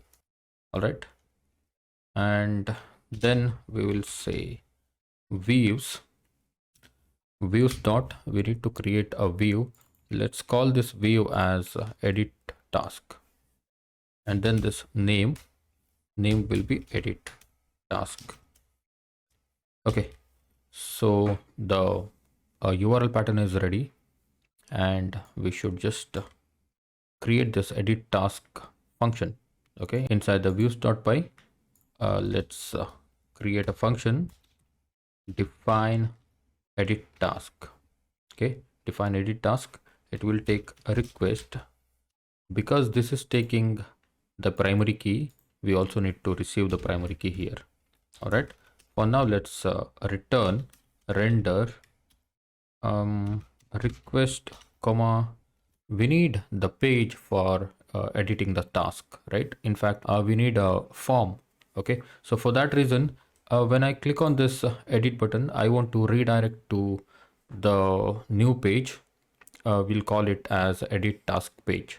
Okay, so that's why I'll say edit underscore task dot html. We are going to create edit task dot html page. Okay, so currently we don't have any file called edit task.html. So we'll create a new file inside this templates. Okay, so inside the templates, create new file and edit.html. All right, so let's verify if our view is properly coming to this edit task page or not. So when I click on this button, I need to go to the edit task page. Okay, so let me link this edit task URL to this button. Where is it? Yeah, here it is. Okay, so this is actually the pencil icon, right? So here I can say href is equal to, put the URL, curly braces, percentage, and then this edit task.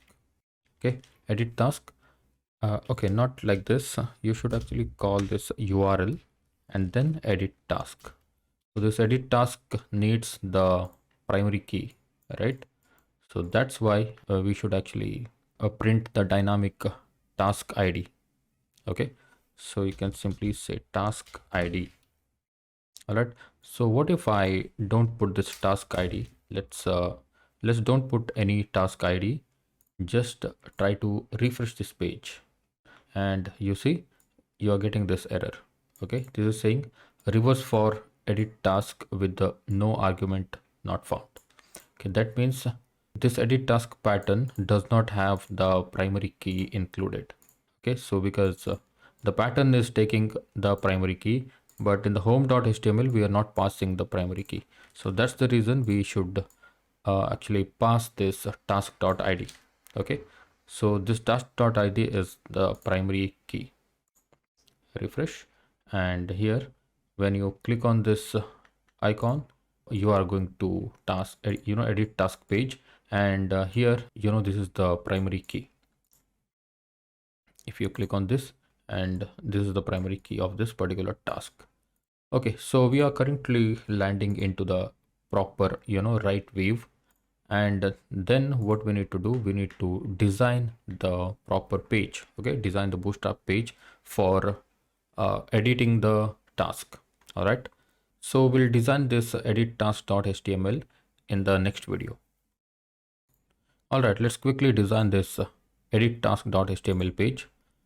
So first of all, let's make one HTML boilerplate, and in the title tag we'll say Django TODO App edit task. All right, and okay, so let's interchange this, because this is the title, right? All right, edit task Django TODO App. This is the static thing. In the latest stages of the course, I'll show you how to handle this title dynamically. Okay, just follow this course.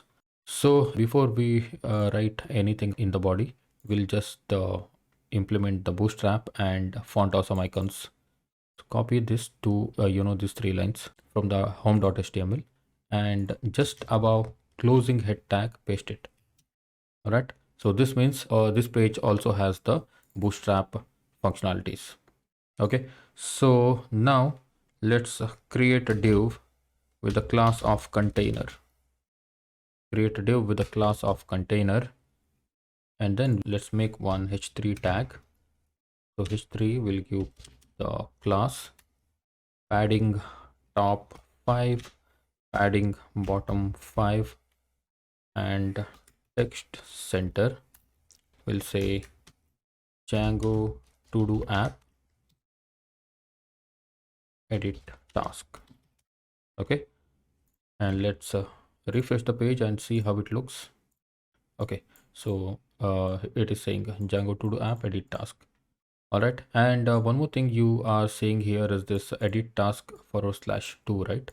Don't worry, whatever number you put here, no, you're not going to get any error right now. All right, so even if you put 10, you're not going to get any error, but because we have not implemented anything. All right, so okay, let's move forward, and I'll create a form now. Okay, so form is already there in the home.html. I'll simply copy that form. Yeah, here it is. I'll simply copy this form and paste it here. Okay, paste it here. So save this file, and you know what, let's remove this action. All right, so this form will still have the post request. All right, because we are using post request, we must use this CSRF token. All right, and the button type submit, and then this will be this will not be add now, this will be update. Okay, we'll update it, and okay, let's see how it looks. Okay, so we can decrease the width of this form. In the form attribute, I'll say style width, width 500 pixel, and margin auto. Okay, margin auto, so that the form field will be aligned in the center. Okay, we have got the field and the button, and then what else we need to do? We need to print the task here. Okay, by default the task should be inside this input box. Okay, so how to do that? So that we can do inside the weave. All right, so from here we need to send the object to edit task.html, then we can print it here. All right, so let's go ahead and do that. First thing, let's get the task. Okay, so here in the edit task function, let's first take the task, get task. Okay, we'll take get task, get object R404, and just say, pass the task model, pk is equal to pk. Okay, so this will give us the task object or get task object. This is just a variable. Okay, whatever you want to name it, you can name it. All right, so here I have used task, here I'm using get task. Don't worry, they both are same. All right, this is just a variable. Even you can write your name. All right, so that doesn't matter. All right, now at this point, let's first see, okay, if the request is post or not. All right, because we want to see that, because when I click on this update, I want to send the post request to the server. All right, so that's why. So if the post request is coming, then that means I want to edit something. Okay, if the get request is coming, that means I just want to load this particular page, that's all. Okay, so if I put 2 here and hit enter, then this means that I'm sending a get request. Okay, that is not a post request. Okay, even if you refresh this page, no, this is actually a get request. Okay, refresh this page and the get request is sending to the server. But if you click on this update button with the form method post, then the post request is sending to the server.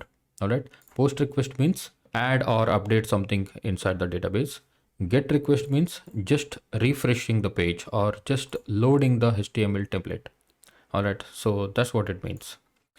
So first of all, we'll check if a request dot method is equal to post.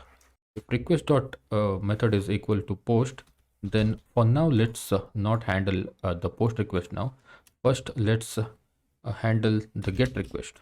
Okay, let's handle the else case. Okay, so the else case, what should happen is when I refresh this page, or when I click on this edit button, the get request is coming here. Okay, so when the get request is coming, then what should I do?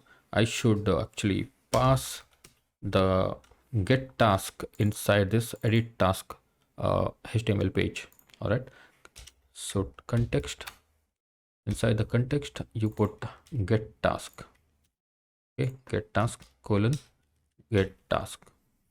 Okay, simply pass this get task object to HTML page. All right, so simply pass the context. All right, so now what will happen is when you click on this edit icon, the get request is coming to this page. Okay, with the get request we also have the ID, right? So using this ID we have already got this get task. Okay, so this get task we are sending to the edit task.html, which is here. Okay, so inside this edit task.html we have the access to get task object. Okay, so now what I'll do is in the input field, right, in the input field I'll add a value attribute. Okay, value attribute, and inside the value attribute I'll print the variable that is get task dot task. Okay, get task dot object and the task name. Save the file and now refresh this page, and here you can see by default this task name is printing inside the form. All right, the same way if you want to edit this one, okay, this is another task. Let me edit this one, and here you can see by default this is coming here. Okay, this is another task. Now if you want to add this update, update this one, then simply write anything and click on the update. So when you click on this update, then the post request should go to the server. All right, so yeah, we have already handled the get request. Now we want to handle the post request. All right, so post request we will write inside this if block. Okay, so we'll handle that in the next video. All right, at this point I want to click on this update button and send the post request to my Django view and update the task. Okay, so right now we have a home page and we have this edit button, and I want to click on this edit icon. Okay, so we are sending the get request and we are landing into the edit task page. All right, so I hope this is clear now. So now let's say I have clicked on this update button and the request will go to this edit task, because form action is this one, right? Okay, we have not yet added the form action. So the form action will be URL space, form action will be URL space edit task. Okay, edit task with the ID. Okay, with the ID. So which ID? We are sending the get task, right? So this get task is giving us the ID. Okay, get task dot pk or ID. Okay, just say ID or pk. All right, now if you refresh this page and if you inspect it, the form is giving us the correct URL pattern. In the form action we have to do, edit task and to, right? So this two is same as this two. All right, so that is the primary key. All right, we have set the form action, and now I want to click on this update. So this will send the post request to this get task, and from here we are going to handle. All right, so let's say we got the post request. The first thing that we need to do is we need to capture what is the new task that the user is typing. Okay, let me say update or updated. Okay, so now this will be the new task. Okay, this was the existing task. Now you want to change this to learn Python and JavaScript. Okay, learn Python and JavaScript. Now this will be the new task. Okay, so now we want to capture this new task and store it in the variable. Okay, we'll say new task. New task is equal to, where is this new task now? It is inside the request.post. Okay, request.post. Inside the request.post, what is there? The input field name is this task, right? Name is equal to task, right? This name will go here. All right, and now we have a new task. All right, let's simply print new task here, and refresh the page. Instead of Django, let me write JavaScript. Of course, you are going to get the error because we are not returning any HTTP response. Okay, context referenced before assignment. All right. So this return statement should be inside the else block. Okay. So this return render HTML page is only when the request is post. Okay. In the else case only. Otherwise, we don't want to render the edit task.html. All right. So now if you let me refresh this page again, and again I'll say JavaScript and click on update. Okay, so we got this error. This was expected, but I wanted to see this new task, right? So new task, if you see, yeah, here you can see learn Python and JavaScript. Okay, before it was learn Python and Django. Now it is learn Python and JavaScript. All right, so we got the new task now. We have already stored this new task, right? So with this new task, what we can do, we can actually update the existing task. How? We have got this get task object, right? So with this get task object, we will put the task field. Okay, we are going to set the task field is equal to new task. Okay, so this is the get task object, and inside the get task object we have a field called task.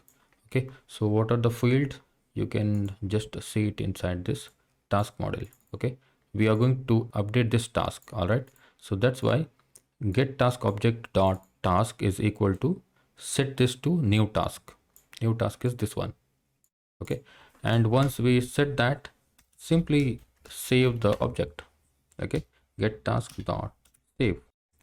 Once you save that, then return the user back to home page. Okay, return redirect. Okay, return redirect to home page. All right, now let's try that again. Learn Python and Django, and let's say JavaScript update. All right, here you can see learn Python and JavaScript. So now if you want to edit this one, this is another task. Click on this icon and you got the existing task, and here I'll say updated. Okay, updated. Click on update. All right, so yeah, here you can see this task has been updated. All right, so that's how you manage the edit task or update task. All right, so don't worry, we have not added the if condition here. Okay, if request dot method is equal to post, right? Here also you can add the if condition, but that is optional. All right, so don't worry, don't get confused why I'm not using this if condition, if request dot method equal to post here. All right, so we are just learning the basic. All right, we usually follow this one because in the else case also we want to do some extra things, right? So that's why we use if request method equal to post and else block. Okay, so yeah, I hope you understood this edit task functionality, and in the next video let's manage this delete task. Okay, so yeah, see you. Okay, in this video, let's make the delete task functionality. So of course, the first thing is this URLs, right? So let's create a URL, delete task. Okay, so we'll create a new path, and I can simply copy this. I can copy this, and instead of this edit, I'll say delete. Okay, delete task with the ID. Okay, because which task to delete. Okay, so when you say which task, that's when you need the primary key. Okay, so because we just want to delete a specific task, right? So that's why. All right, and then the view will be delete, and the name will be delete task. Okay, so this is simple now. The first thing you always need to do is creating this URL pattern. All right, and then create the views. So here let's define a view delete task. It will always take a request comma pk. Okay, and then simply say get task or task. task is equal to get object or 404.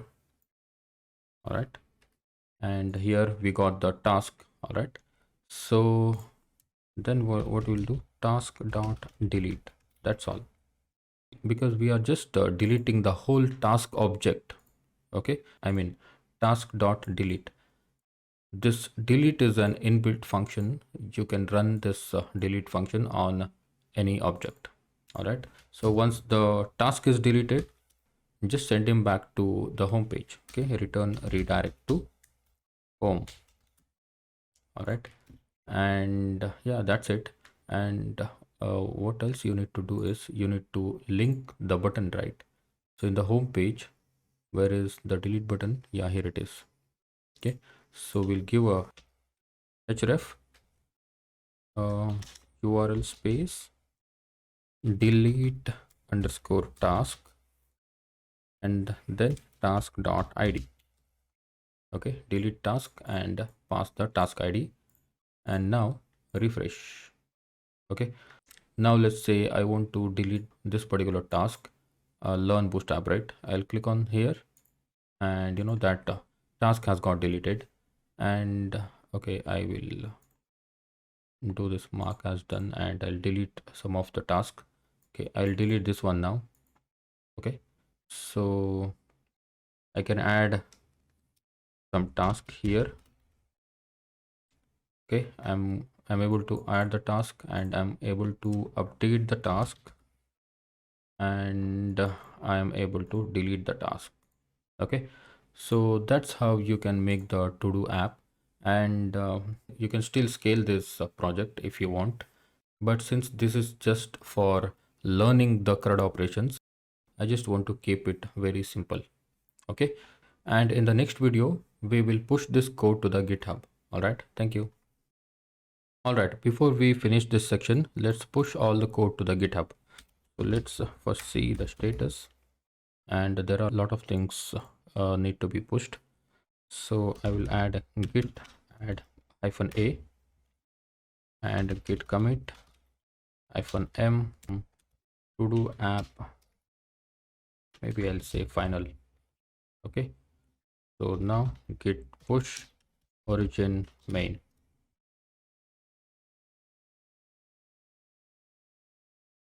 All right, I'll see my GitHub.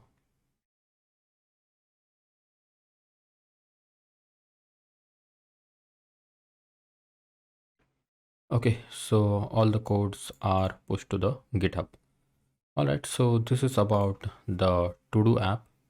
In the next section, we will build another project. Okay, so that will be a little bit complex than the one that we built right now. Okay, we'll increase the complexity level.